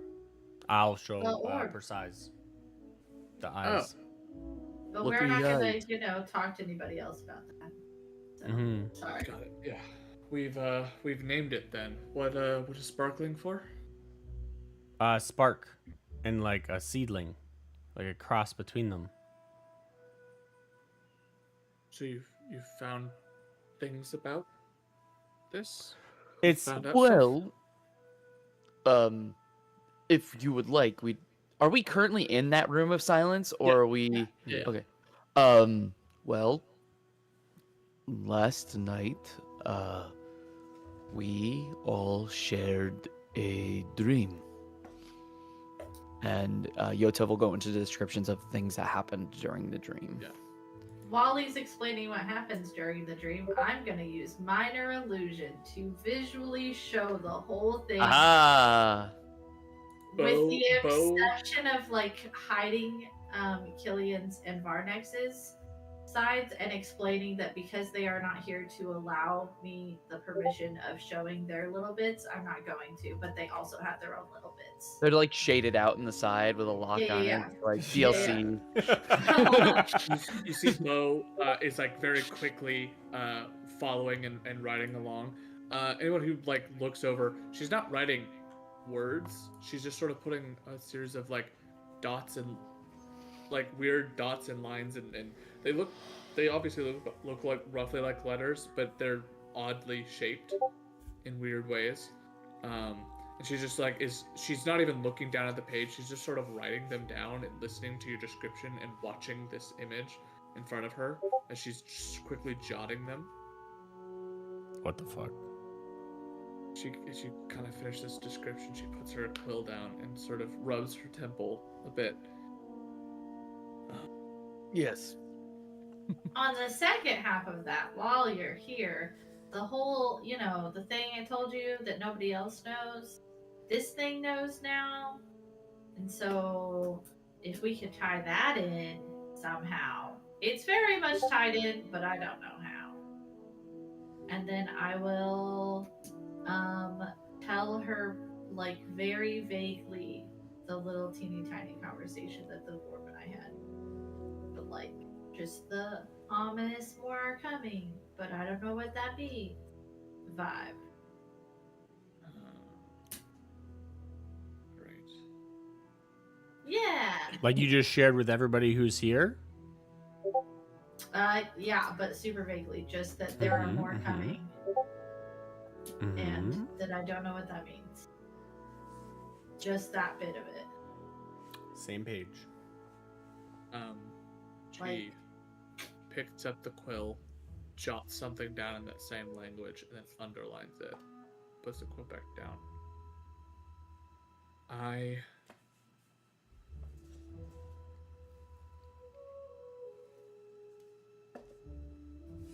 I'm deeply concerned.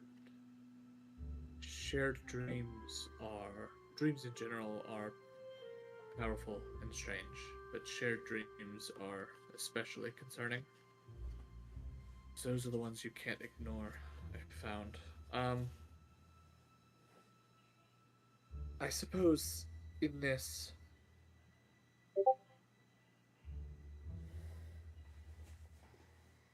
it tried to understand.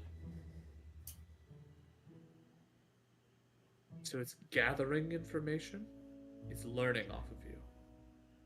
In an attempt, Yota believed to learn about itself.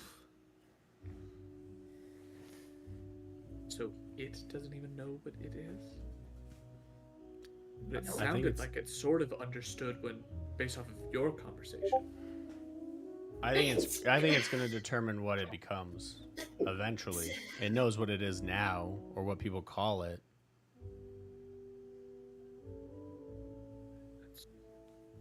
There's a lot to unpack here. Yes, I think we need to get to work. She rolls up her sleeves and leaves.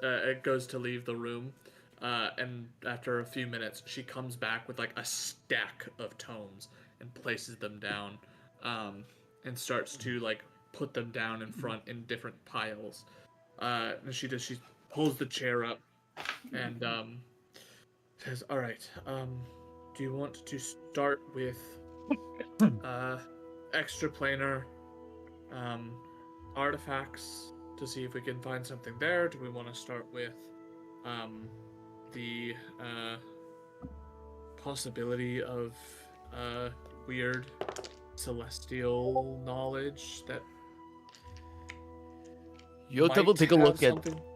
Yota will take a look at the artifacts tomes. We should split this up Okay. between the few of us, and then we can, after a little while, we could shuffle around and say, "So give Yota these." Yota's gonna take out his notebook that he has for all his notes. Do you want to take the celestial stuff, Cassandra? That makes the most sense, probably. She takes the celestial stuff, hands it over to you, and then she will take. Let's go with God.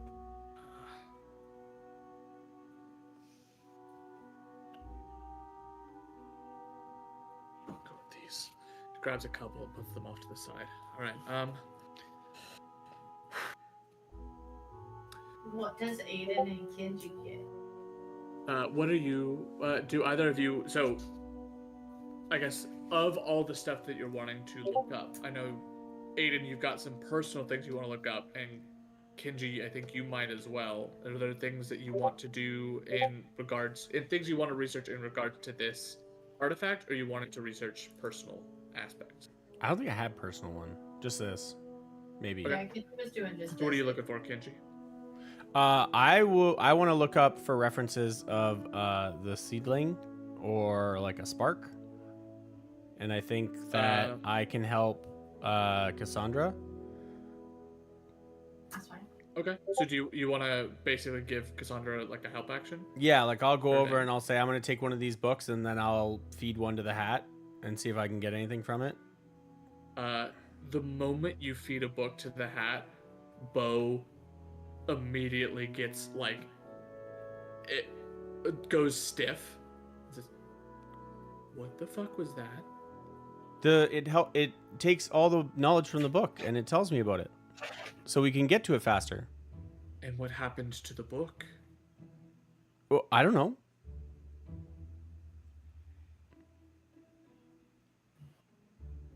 Is that not supposed? Are we not supposed to do that? We want to find this thing fast. It's a problem. If it, can you get the book back? I haven't really talked to the hat.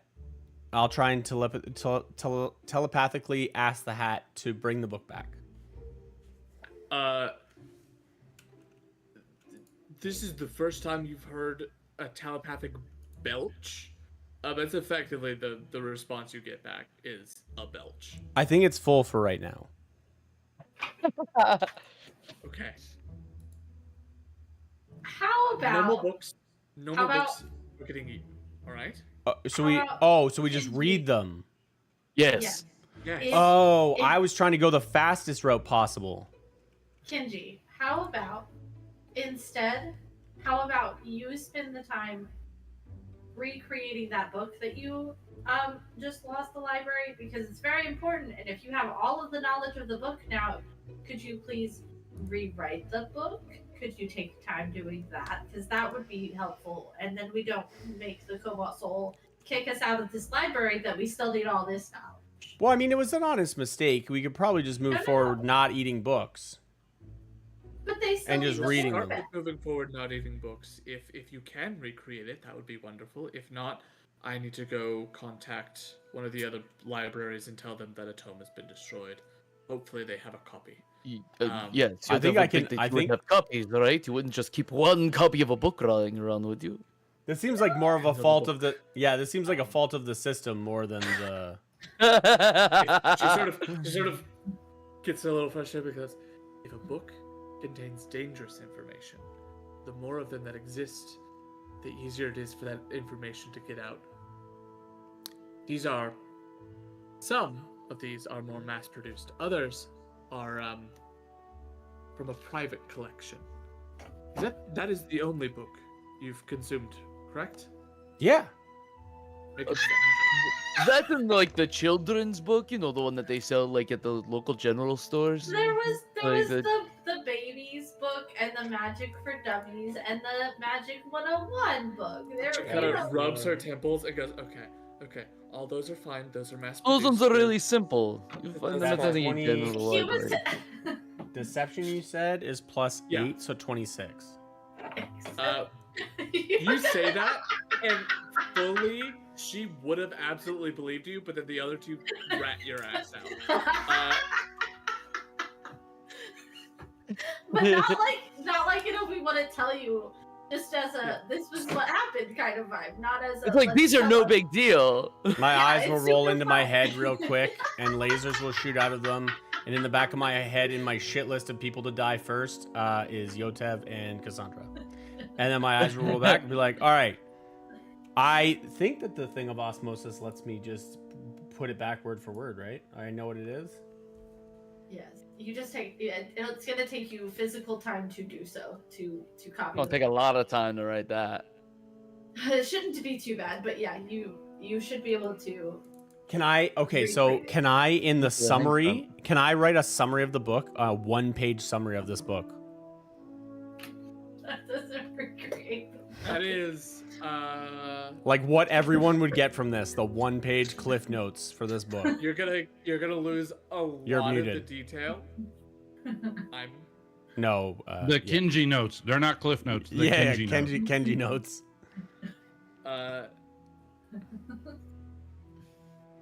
Kenji really doesn't want to spend the time to rewrite the whole Yeah. book, and I really want to be helpful.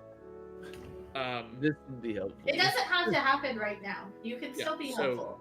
This could be a Yotev- project you do later. Yotev, you are reading on artifacts. Yes. Cassandra, you're reading on celestial magic and celestial entities and things in that realm. Aiden, what are you researching? Or would you like to assist someone else instead? I think I would want to research the rifts and then Okay. maybe just see if this is tied in somehow, since one of the rifts is how we ended up with it.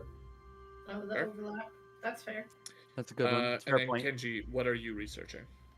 Actually, Uh, Bo will effectively be giving the help action to everyone, so Kenji, feel free to pick something that is not on someone else's list. I don't mind him helping me. You can, but Bo is effectively giving. Bo's all already the help helping. action. yeah. I mean, I don't know what the section would be, but anything regarding like seedling or like spark and an entity.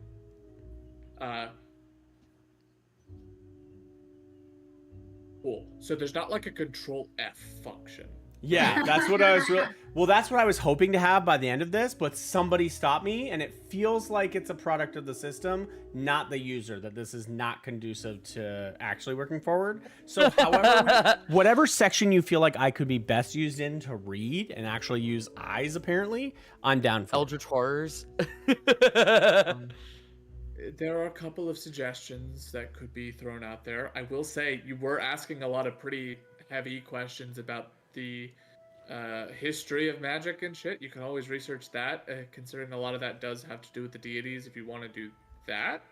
I don't know if that's... I don't know how helpful that'll be, but it's something. Sure. That was just the most recent thing I can think of that might also posit answers, potentially. I think it would be helpful anyway, just in case this is some kind of brand new baby god and we just don't. Everyone please roll an investigation with advantage, as Bo effectively thank gives God. you assistance. I'm rolling such hot garbage Let's go, today. dude. Is something wrong with my dice? Yeah, I think you need to put your computer out under a full moon. And Yeah. What's this But that- +0? I don't understand what this +0 is here. Yeah. You said investigation? Is that what we're Yeah. doing? investigation with advantage. I think it was advantage. What's 19 plus 3? 22. Gosh, I Alright. really struggled there. I got 21. 21. And Aiden? 23. 23, Hey! 22, 21, and solid 14. We'll start with Yotev. Oh, good. Yotev, artifacts and things like that. You read up, you find a lot of weird sections and tomes about artifacts, some of which are a little concerning to read about. For example, there are a lot of different items initially that jump out as weird or unique, including, but not limited to, items referred to as vestiges. These Okay. are items that are allegedly from the Age of Arcanum. Not all of them are, but they are vestiges from. They're vestiges of Divergence, which are basically the Divergence is a section of time. In that relief that you saw with all those pictures, that giant sort of mural-like thing that you saw. Hmm.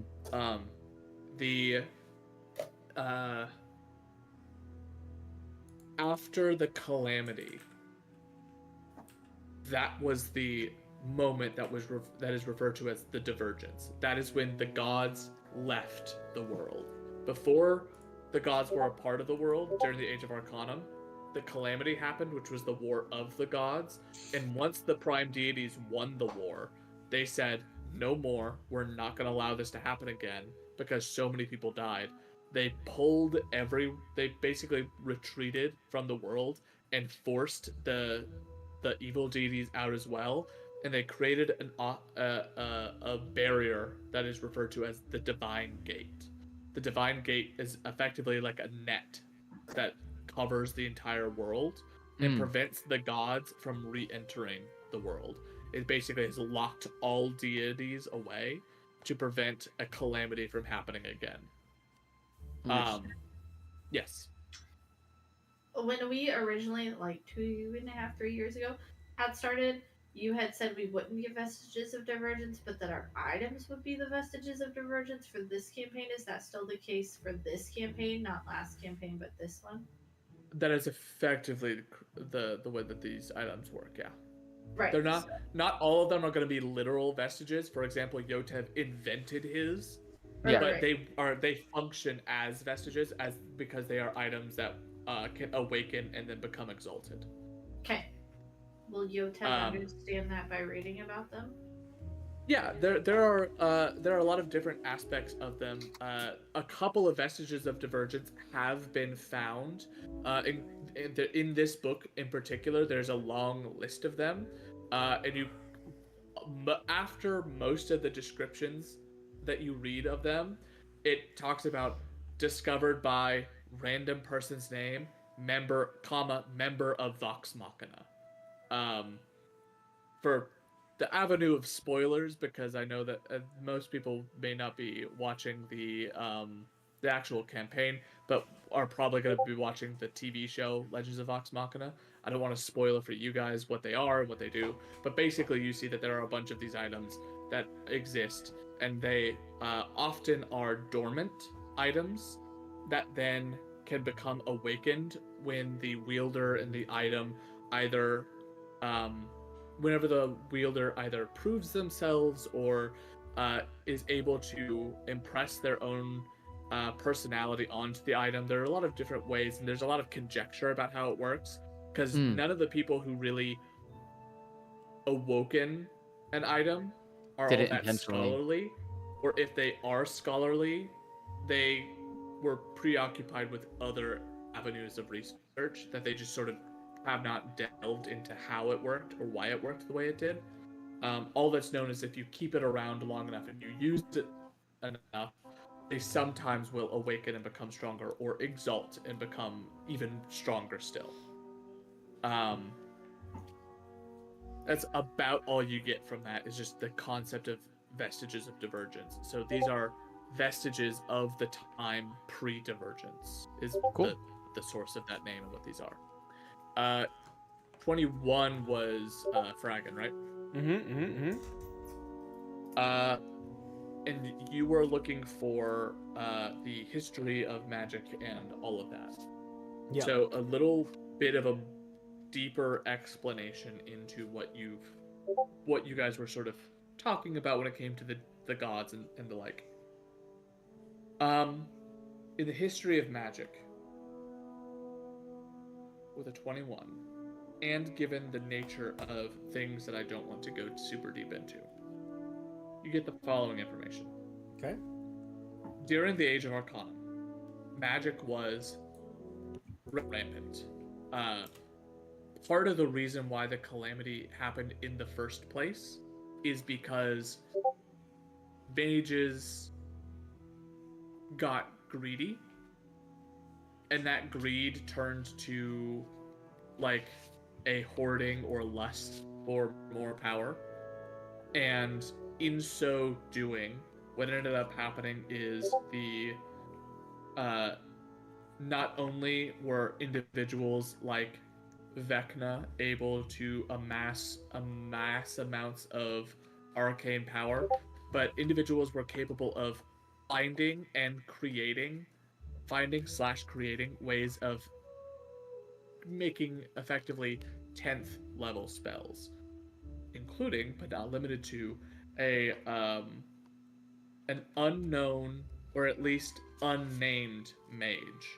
Her name is either lost to time or was intentionally stricken from the record, but one of these fabled 10th level or potentially 10th level plus spells was one that was used to usurp divinity. You read further, the deity known as the Matron of Ravens, or the Raven Queen herself, was once mortal, and through a great feat of magic, usurped the old god of death and ascended to godhood. Once that ascension was completed, there were a lot of people who attempted to copycat. There were a lot more still that questioned the reasons why. Many of the mages of that time saw the gods as not quite as impressive as people do now. Yeah. And often there are a couple of points in here that pointed out that there were many that actually questioned why one would even attempt to ascend in the first place, because, like, we are already capable of doing feats equal to gods in 10, another, like, 100 to 200 years. They were convinced that they were going to be able to usurp the gods anyway, or eclipse the gods' power anyway, so it seemed a pointless endeavor. Mm-hmm. That is what you learn of. The 22 was Aiden, right? No. It's me. It was you. You're looking at divinity. Celestials. You go even further back than Kenji does, to the age of the founding. The founding was a time in which the earth was ruled by elementals. Titans of earth, wind, fire, air, lightning, ice, all forms of different elemental powers controlled the earth. They ruled it. They were forces of chaos and entropy and destruction. The things that they created did not last long because another would come and destroy it to create something else new. It was a world in which the powerful created what they wished, and the weak were subject to the powerful's whims. It was then that the gods came from beyond the stars, a place alien to even, or alien to this world, and in so doing, they took the world and saw potential in its ability to be a home, both for them and for other things. The Divines created the first children, widely believed to be elves, and over time, they crafted a place for them to exist. There is a note about divinity, where the gods say or claim that these titans, these primordial beings, found this place that they had carved out for themselves, and, as is their nature, went to go and be forces of chaos and entropy and destroy it. And after destroying a massive section of this section that the gods had created, half of the gods wanted to fight against the elementals and fight them off to protect their creations. The other half were willing to step back and allow the elementals to destroy the rest of humanity and finish the job, and said that they would start fresh. The ones that chose to save are now considered the prime deities. The ones that chose to step away are now referred to as the betrayer gods, and thus the good and evil aligned deities, and that pantheon of the pantheon were born. That division, that initial division, did not seem like all that big of a deal, but over time, just like most things, a little bit of water gets in, freezes, the crack expands, it expands, it expands, and eventually there's now this massive rift where, when once all the gods were considered more or less benevolent creators, half of them are now considered evil and monstrous, including, of course, Tiamat herself.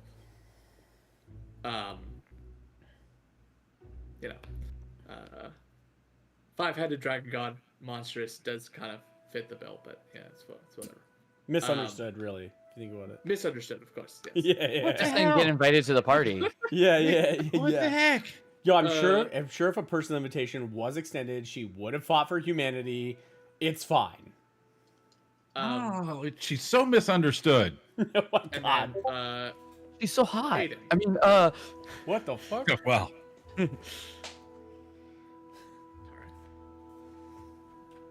Hayden, portals.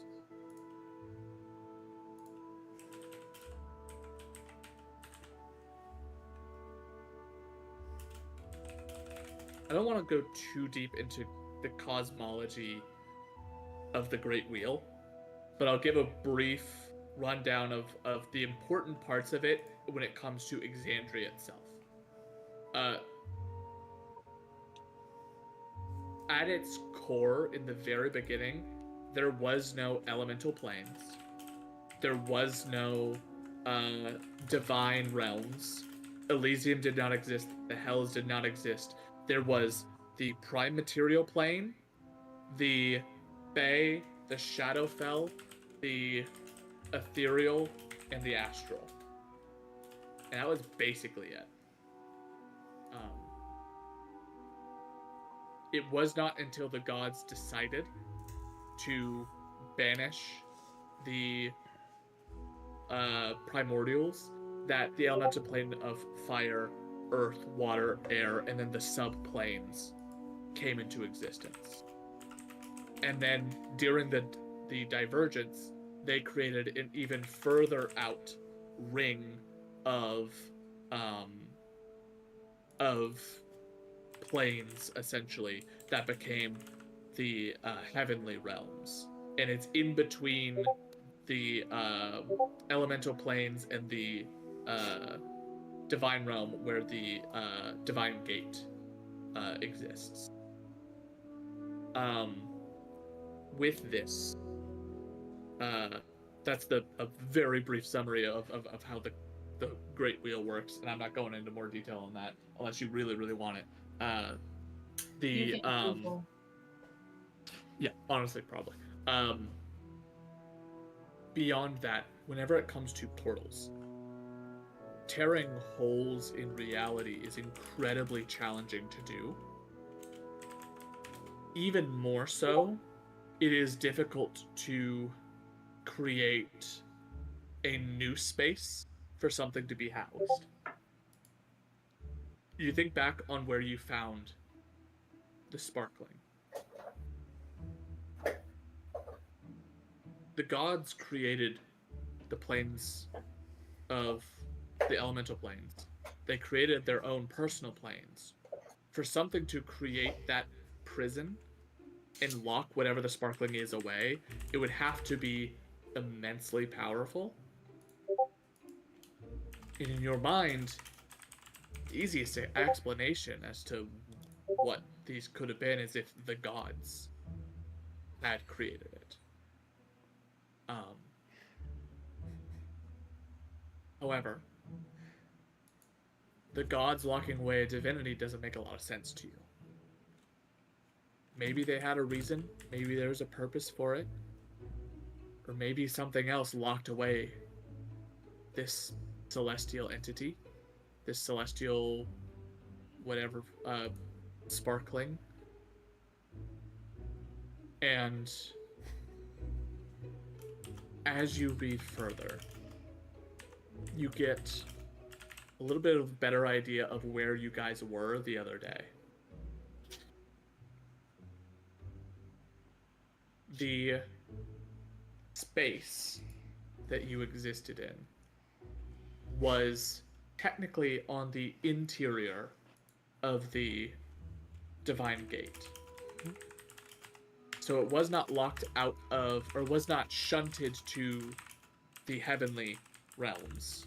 It was still within the Divine Gate itself, but was in an outside pocket, sort of on the edge of an elemental plane, which you gather is likely why, when you defeated the Otiug and were chasing down these planes to this elemental plane for ooze, why it allowed you to slip into this space.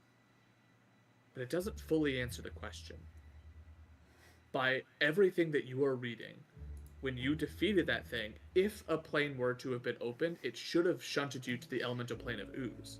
You yourself know this. You did the research, or you I think you got a nat 20. You knew a ton of shit about the elemental plane of ooze. You were prepared to go there, but when Yotev was and Bo were ripped through, they went somewhere else, and it does not make sense to you. That is still a very wide open question, and something that would need to be answered in order to understand the what, the why, and the how for whatever this thing is, and why it's there.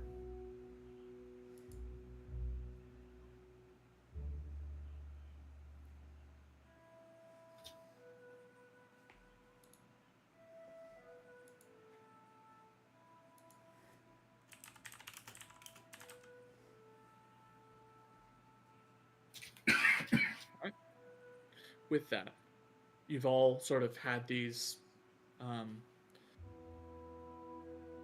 massive pieces of information that you've pulled, both on the items, the planes, the gods themselves, the core essence of magic and arcana. Some of these pieces fit together better than others. Others don't really fit much at all. I'll let you guys... I will say that unless someone wants to have withheld any piece of information, I'll let you guys have shared what you've learned, so you don't have to repeat to one another. And once you've completed that, Bo will bring up a point of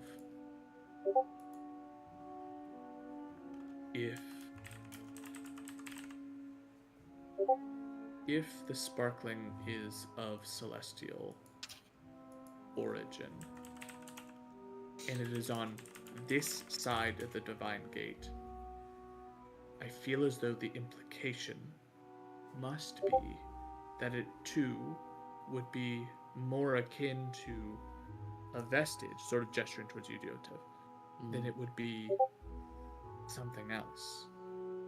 So, about those vestiges. Yes. How do those get, found or made? Or, what's the process for that? Because when we came through Rift, I kind of got this. And I'll just pull out my deck of cards and be like, didn't have this before. It does this cool stuff. And because I haven't pulled a card yet, I'll pull one and it's the Empress. So that one will be all whooshy and magic-y and vibes. Whatever. I don't. Oh, hey, that's really funny. That's the one I got. I just picked. I don't know that vestiges can be made anymore. The vestiges are. I mean, it's sort of in the name. They are what is left of things from before the Divergence. Anything new would technically not be classified as a vestige of the Divergence. It'd just be new artifact, though.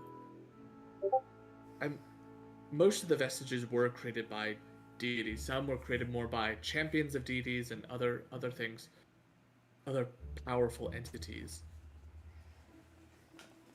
Cool. So did the orb make this? And I'm gonna ask that out loud, but kind of ask the orb at the same time.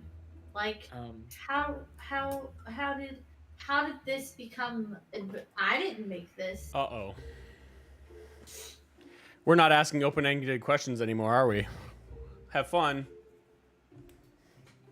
The orb seems to respond in kind, with the just sort of emotion or feeling of uncertainty. Oh, there you go. Great. Mm-hmm, Um, and You she, take 173 points of psychic damage. yeah, that's what I was, it's like it tries to give you as much information as it possibly can. Can Roll a I wisdom ask a saving question? throw. Just make sure a clarifying question. Is the orb out to where Bo can see it? I mean, I think you guys did show I her. imagine it's still in the head of Oh, her okay. sack, I didn't know if which you took it out actually and wouldn't Bo even saw go it. into my cube. Well, the backpack is sitting on the table. Yeah, Yeah. I put Okay, it out, okay. and I've told her about the the eye glove. Yeah, thing, but okay. We don't Okay, take we I don't just take it wanna out make very sure. much. Okay. And then Um, has it communicated with Bo? It has not. So she can't feel it. Do we know that that it hasn't done that? Like, can we feel that? Or you could Um, ask her. We all know that it's yeah, sure. I guess I'll just ask Bo if she can feel the orb or if it's just us with our tethers. I feel it like. How? Like Just in 1 your second. heart. I'll communicate to the orb. Can you try and reach into Bo's mind?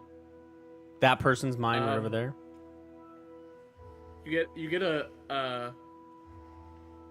Kills Bo. wave back of and then let me go. This is what I should have done. This would have been the easiest way to kill Bo. You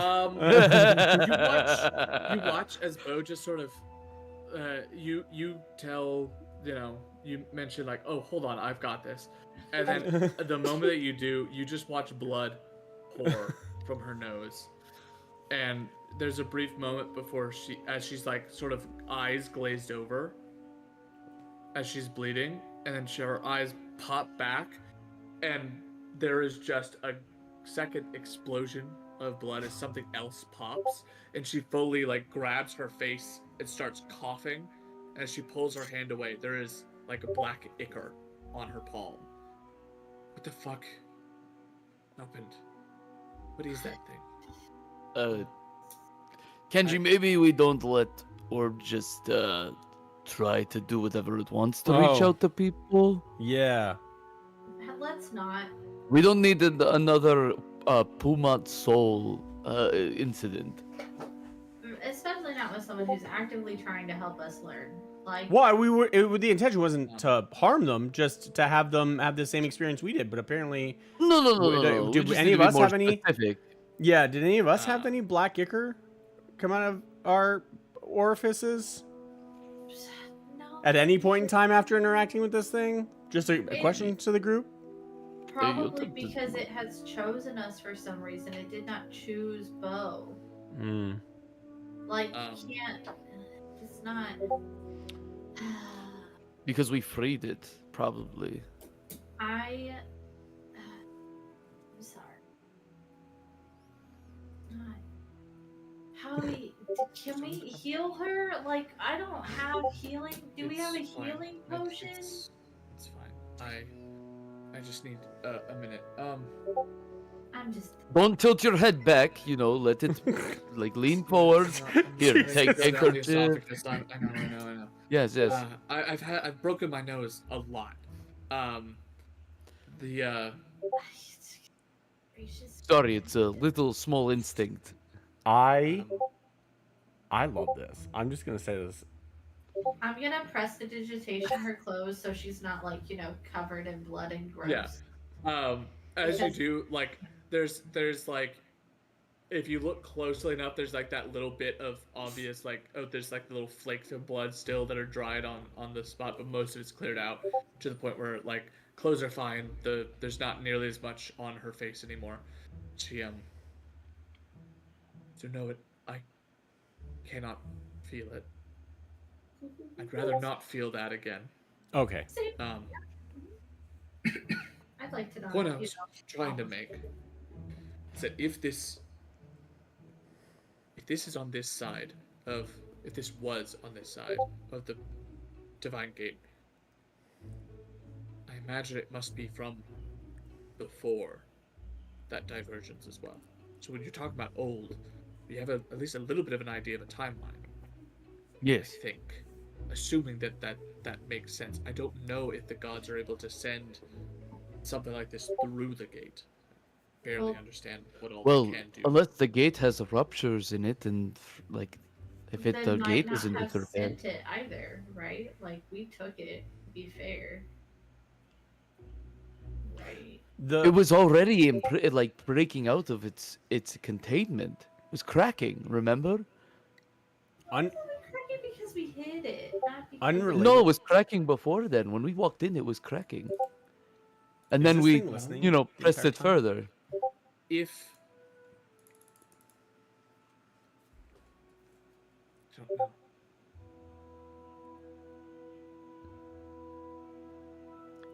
Whatever this is huge. Terrifying. Yes. I don't think it's terrifying. I think that, you know, there's obviously a reason. We just need to figure out what that reason is. While everybody was sharing this stuff, I would check and see if the orb was listening. And if it wasn't, then I would just open a connection that it would just receive everything that everybody had said. Since it has a desire to learn. Yeah, you seem to get roll. Actually, no, it's communicating with you guys a little bit more now. It sort of informs you that it was preoccupied, absorbing information, and you feed that information. Like you almost feel it reaching into your mind and pulling out the pieces that you guys have just talked about. Like all scanning the memories that you guys just had and just sort of plucking it. This whole conversation, the sharing of information, the talking about the things you've discovered, this has taken a couple of hours. And it just sort of plucks it and understands it all at just as a little action. It's a Like, fucking right, supercomputer. I love it. I think Yotev, during this conversation while it's happening, with more of a focus, wants to like start skimming through the artifacts book and see if there's anything that highlights like imprisonment. And spheres?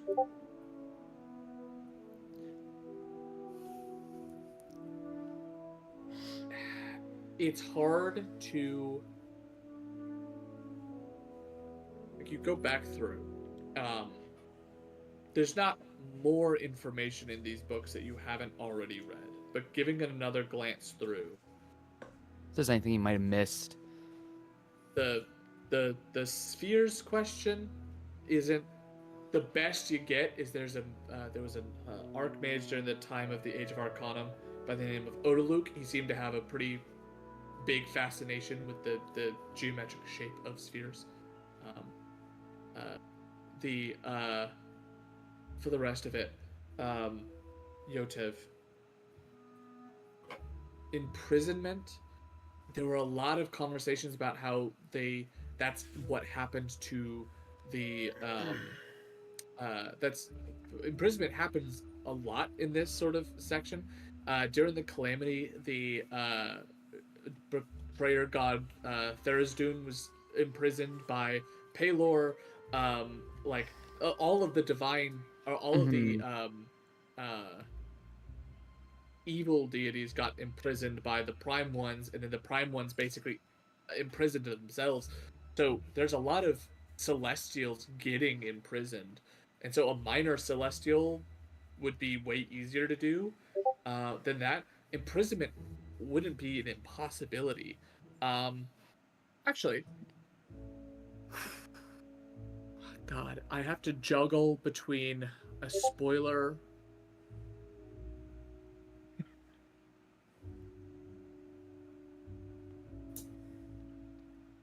Roll a history check, Yotev. Cool. History. I'm not using my physical dice. I'm not using my what's it called, dice anymore. I'm using some Boundary physical dice. ones. Yeah. Are You being could cleansed. use the D&D Beyond dice. 13 plus 4, 17. Good job. 17.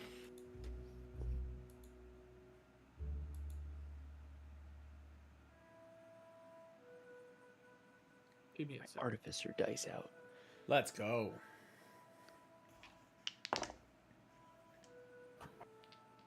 I'm not showing you all of my dice. Sadly, I just you're got my looking. I got my blue ball of dice. Because they're blue. I have these 5 sets of dice. They're all stars or cats or whatever. They make me really happy.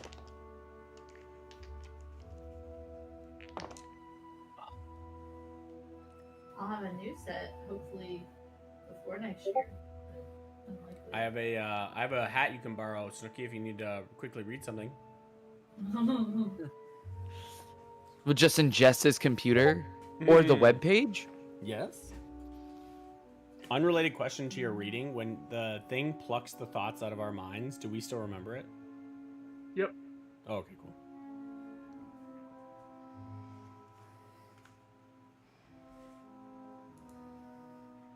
So I have a set that's black that has a purple cat on it. A set that's purple that has a black cat on it. I have a set that's black with rainbow constellations. A blue stone gemstone set that's got constellations, and a white opalite constellation. Nice. The I got black the, obsidian has the rainbow constellation.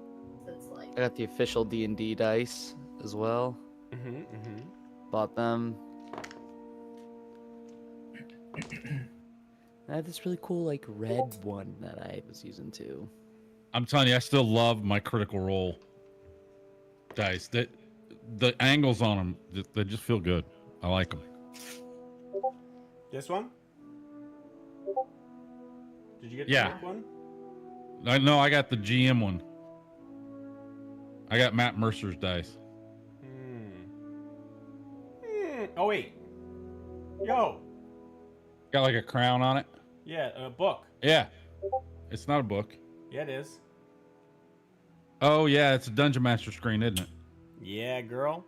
Here is what I will say. Yes.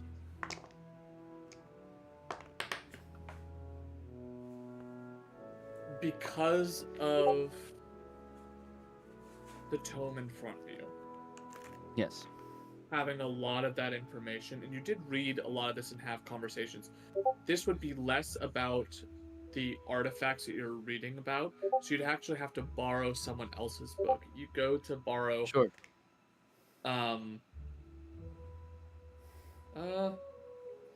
Who would this be? You borrow a book, open and start reading, and you find a passage where it does talk about during the events of the calamity, the prime deities sought to or before the calamity, there was the initial battle of the gods. This was when when the prime deities and the regular deities split for the first time. The prime deities imprisoned the betrayer Regular gods, Okay. so that they could then turn around and also imprison the primordials. And with all of them sealed away, they were able to recreate humanity, or create all of humanity and create the world, which eventually turned into the Age of Arcanum. Once the Age of Arcanum was around, the hubris of humanity basically caused the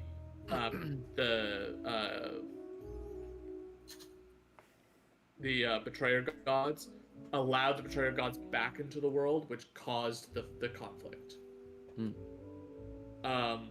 So there were 2 different times in which these deities were sealed, and in this book it does reference it's like a subsection in a byline about a rumor that was heard in a tome. It's like a very niche, odd, and very unsubstantiated claim about a tome referred to as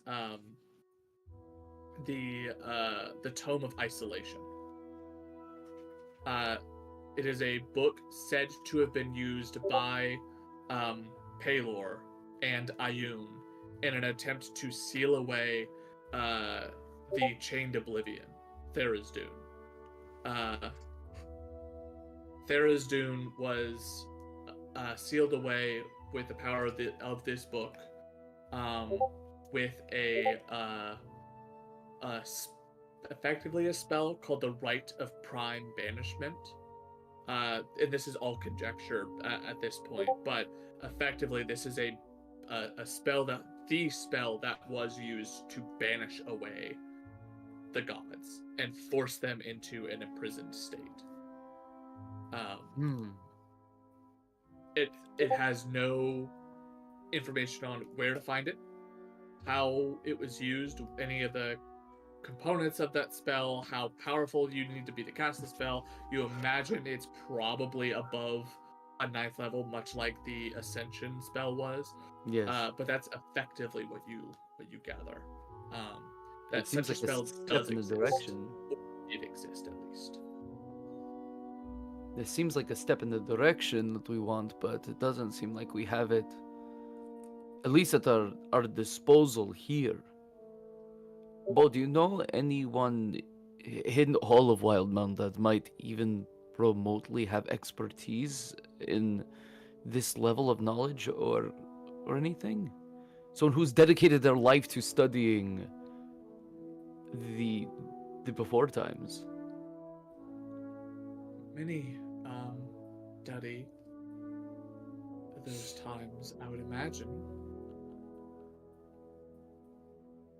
I'll be honest, the moment that you start talking about knowledge of specifically the deities, your best bet is no longer in the Cobalt Soul, and it's most certainly not in Wildmount. You'd be looking most likely to go to Aselra. You'd want to go to, the seat of creation itself. There's a city by the name of Vasselheim. It's the oldest city on the continent. It is the one city that was said to have survived the calamity itself. That is also where the gods themselves, the prime deities, were said to have held their seat of power. It's a vastly religious city. Arcane magic is banned because of the Age of Arcanum in that area. It's sort of a collection of the oldest temples in the world and all of their scholars. If anyone would know anything about it, it'd probably be someone from Vasselheim. Right. We'll make note of that for sure. At some point, we might have to start heading out of Wildmount anyway. If we want to expand our knowledge in pursuit of the sparkling. Bo, is there any way that you could let us know if there is anything that comes your way regarding these events? Or at least approaches the Cobalt Soul as a whole? Well,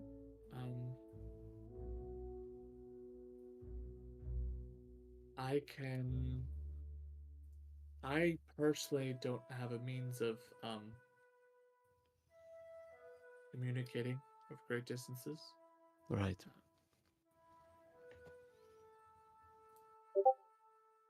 If you ever find yourself in a library of the Cobalt Soul, if you were to talk to the main arbiter of that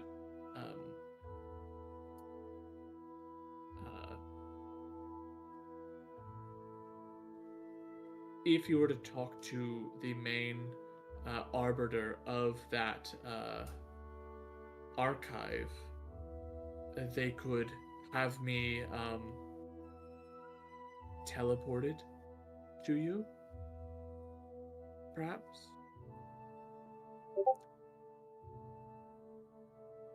Right. Most of the archives of the Cobalt Soul have means of teleportation through to one another. There is a new one that is still getting its teleportation circle installed, but once that one's finished, you'd be able to honestly travel across continents easily. Where's You are the new trying to one? progress. The newest, she pulls out like a thing that she's had on her person this whole time. This book, this satchel to her side. She reaches in and pulls out and starts thumbing through. What looks to be like a series of notes in that same handwriting that she was writing in before. As she flips through, she gets to a section, starts sort of going down the list.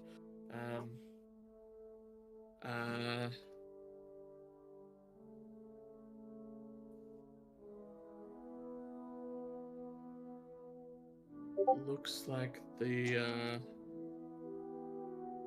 it's in Taldore. It's a branch opening in the city of Whitestone. Recently had a new temple built and is attempting to reconstruct elements of it. The temple had to be built first, and then the sigil. So they're about, course. according to this, 3 months out before the sigil becomes a permanent fixture, and you're able to teleport to it even without Okay. the use of.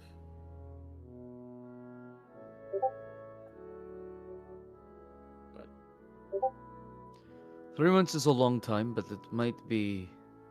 This is definitely something that we're not going to be able to solve overnight. There's well, lots of I problems. would point out the Obstacles.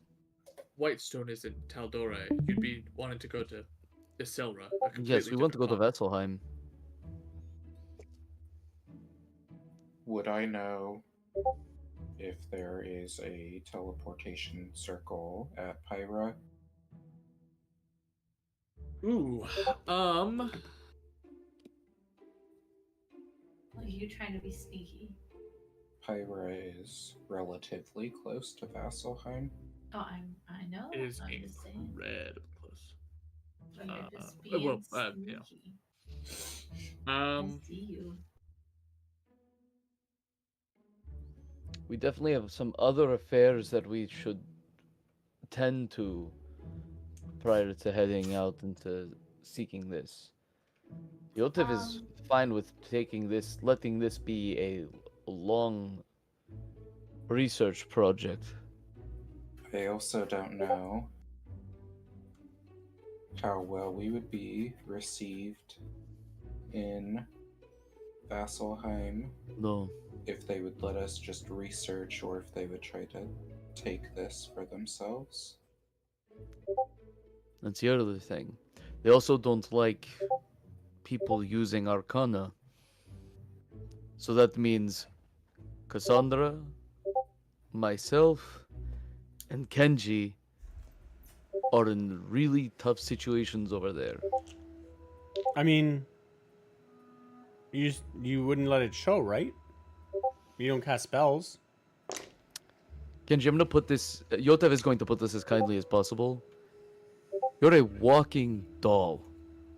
It's not normal, and that's in the traditional sense. You itself are quite magical. Yeah, but they don't like people that are magical? It's not magic specifically, they still use divine magic. Yeah.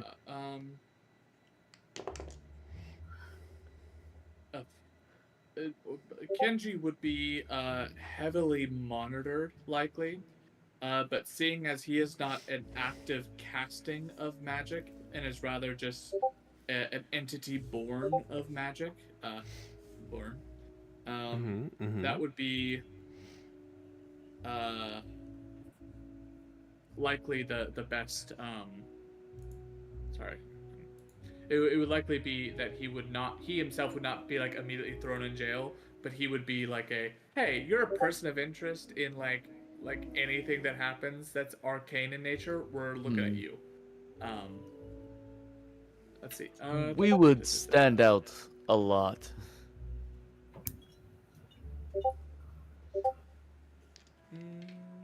How?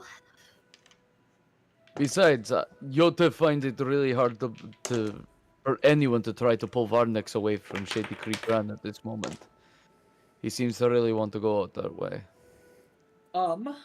So, You would know that most of the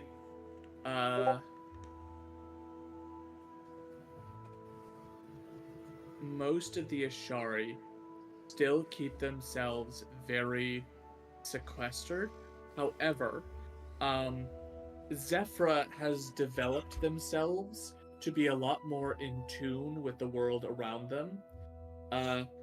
Zephyra specifically has opened up themselves to further diplomatic ties between themselves and Taldore, the continent that they reside on, including breaking down traditional isolationism, which they're allowing outsiders within to come in. They also have developed a system for communicating with the others, the other Ashari groups. They have not, however, installed teleportation circles. That being said, the Ashari are capable of powerful enough druids are capable of simply walking through a tree and appearing wherever they want. Should you find a druid that is familiar with even any of the other Ashari groups, you would likely be able to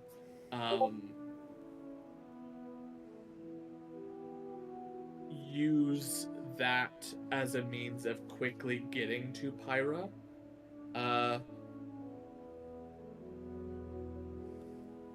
Even in a situation where it's not super important, you may be able to persuade someone to get you there. The biggest issue with that you would run into is the fact that as far as the Ashari are concerned, most would not be open to the idea of having strangers in. You've had people come in before, but mostly it was as a result of the Aramente, which I assume you're familiar with Aramente, right? Yeah. Okay, good. Let me double check something just to be sure. You think Michael hasn't done research on all the things that his character might know? There's actually something I specifically haven't done research on that I might know about. So I'm just asking just in case, because I don't want to start to explain something and Michael be like, actually, I already know all about that. Correcting you. Yeah. Actually, He would. It's the bad part because Michael just fucking remembers it all. He'd be like, I'm pretty sure it says this. Caleb would flip through the book. You're right. Do you deny it, husband? I'd probably just ask for clarification later. You're so Yeah, much so nicer about correcting people.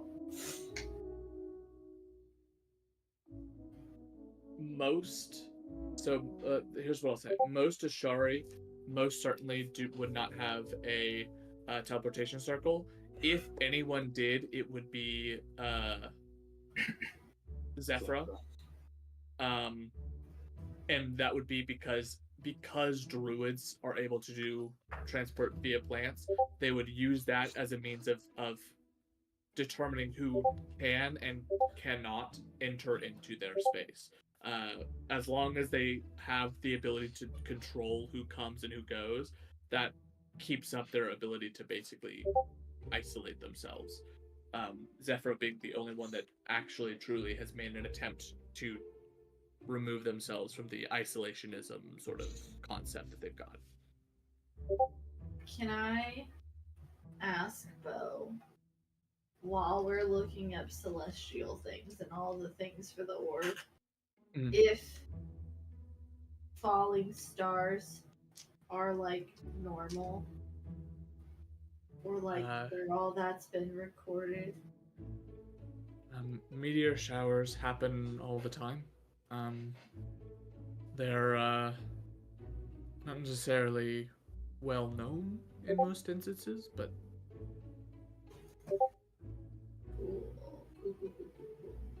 So they're not like recorded or kept track of in any capacity. They're just thing that happens. I'm sure a number of people would keep track of them. Honestly, if you're interested in the stars, there's, as long as we're talking about jumping to other continents and things like that, the city of Western may have something for you. There's the Humanor Observatory, which is a group that has been studying celestial bodies and the stars for generations now. If that's something you're interested in, they may know something. We do have a branch of the Cobalt Soul in Western too, should you wish to jump over there. Okay.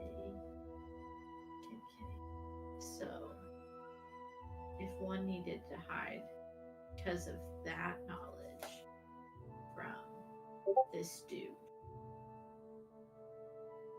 finding out more, I would go there.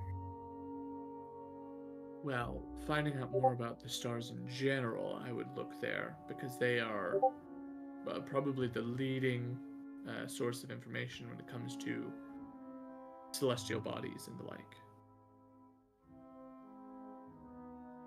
How difficult is it to use the teleportation circles from the Cobalt from Cobalt? Like, is that super hard to do? Or is it something that can be arranged? Like, if I wanted to go spend a week there in research and then come back kind of vibe, is that a thing that can happen? I would need to get some permissions waived and talk to some folks, but considering I'm an expositor, I'm in a high enough position to cut through a little bit of the red tape, as it were. Okay. Good to know. Good to know.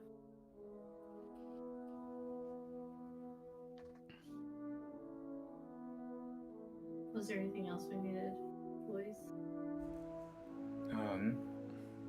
You had mentioned that there's somebody here who can create the, I guess, planar compass. I don't know if that's the right term for it. Or... Yes.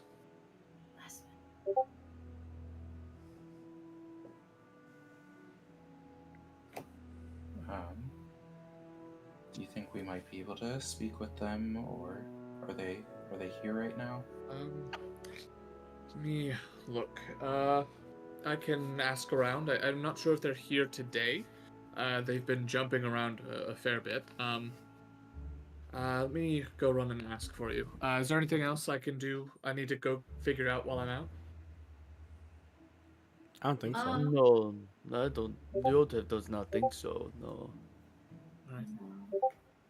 Alright, I'll be right back. And she takes off. Give you guys an opportunity if you want to say shit without her around to hear or intervene. You've got it, but if not, she'll come back in about 10, 15.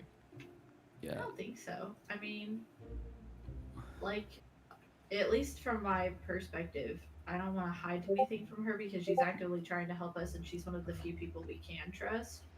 Mm-hmm. So, personally, I wouldn't want to have too many conversations without her and without Killian of Varnex. Because then we just have to have that conversation again, is my personal opinion. So I probably wouldn't. I'd probably just keep reading. She comes back in and says, well, it looks like he's not here at the moment. I can either reach out to him to have him have a conversation with you, see if he's willing to pop on over, as she sort of holds up a sending stone, Alternatively, you can ask him the question yourself if you've got it, or if you are interested in just sort of having one, I could always give you mine. We have a dozen now, and I can always ask for a new one to be made. Who are we trying to contact? I'm sorry. There was a lot of information. Oh, Mechanics, though. the person that had created these the planar compasses. Oh, for His Michael. name's Sean Gilmore. Okay, got it. That's yours. Yours. I think I'd be interested in talking to him and not just receiving one. I don't know. I think we still plan to be here a little bit longer. Do you know if he's just not here right now or if he's in the city? He's at the moment he's in Amon, looking after one of his shops. But I can always give him a ring and see if he was willing to stop by either today or tomorrow. She sort of takes the stone and it takes a moment to contact and waits. She gets a response.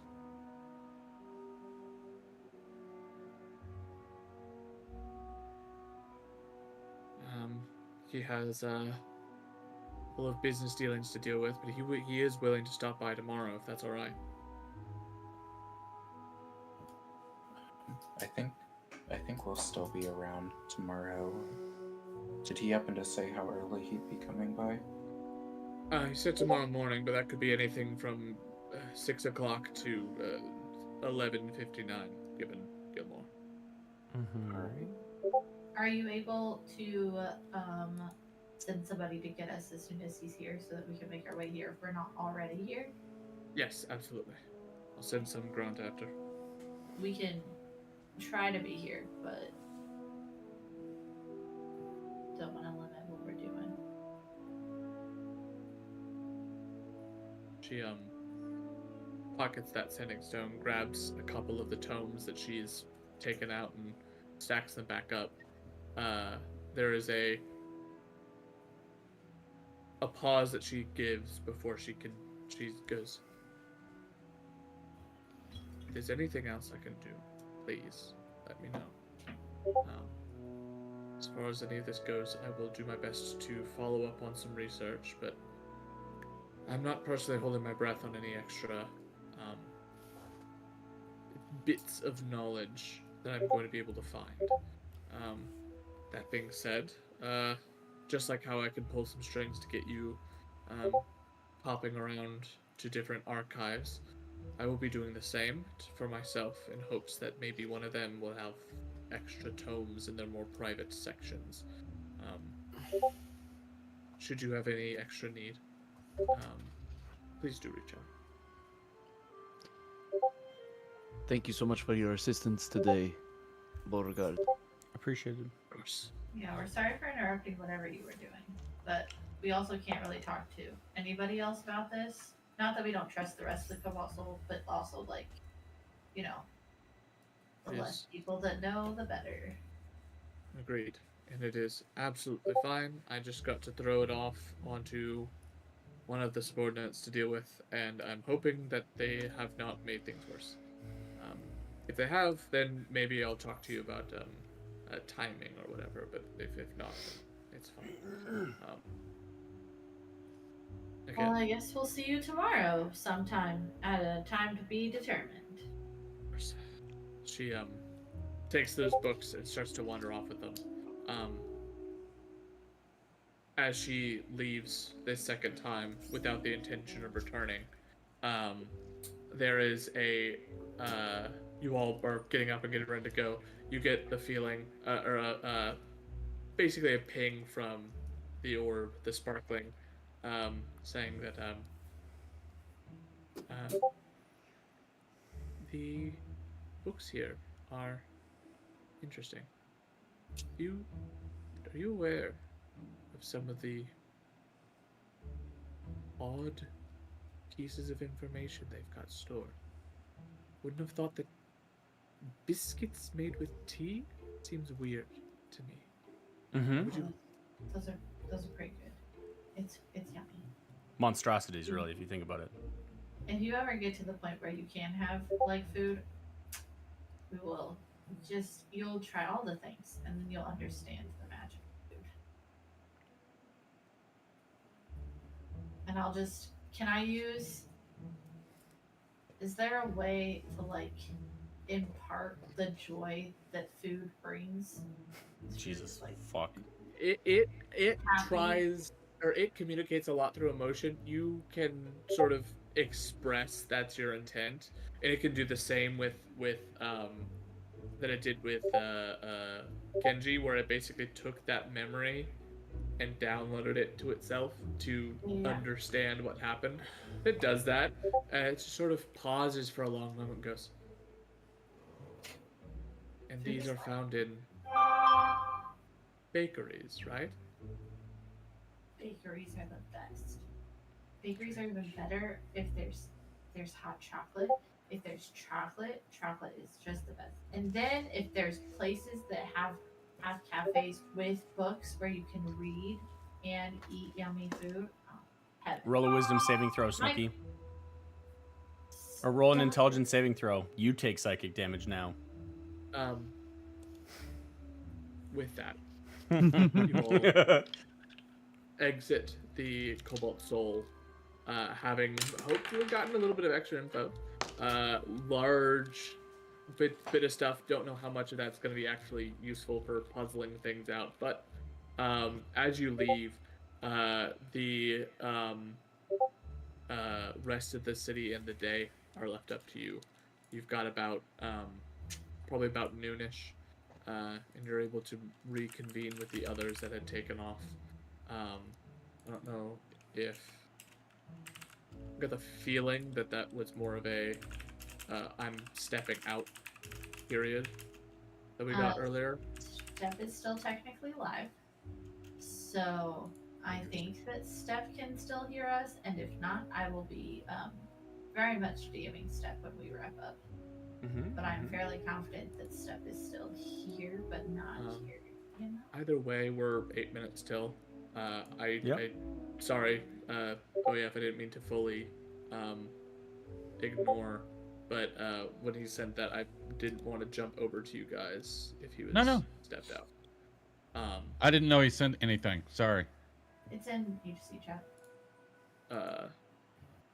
So we'll go ahead and I guess call here for today.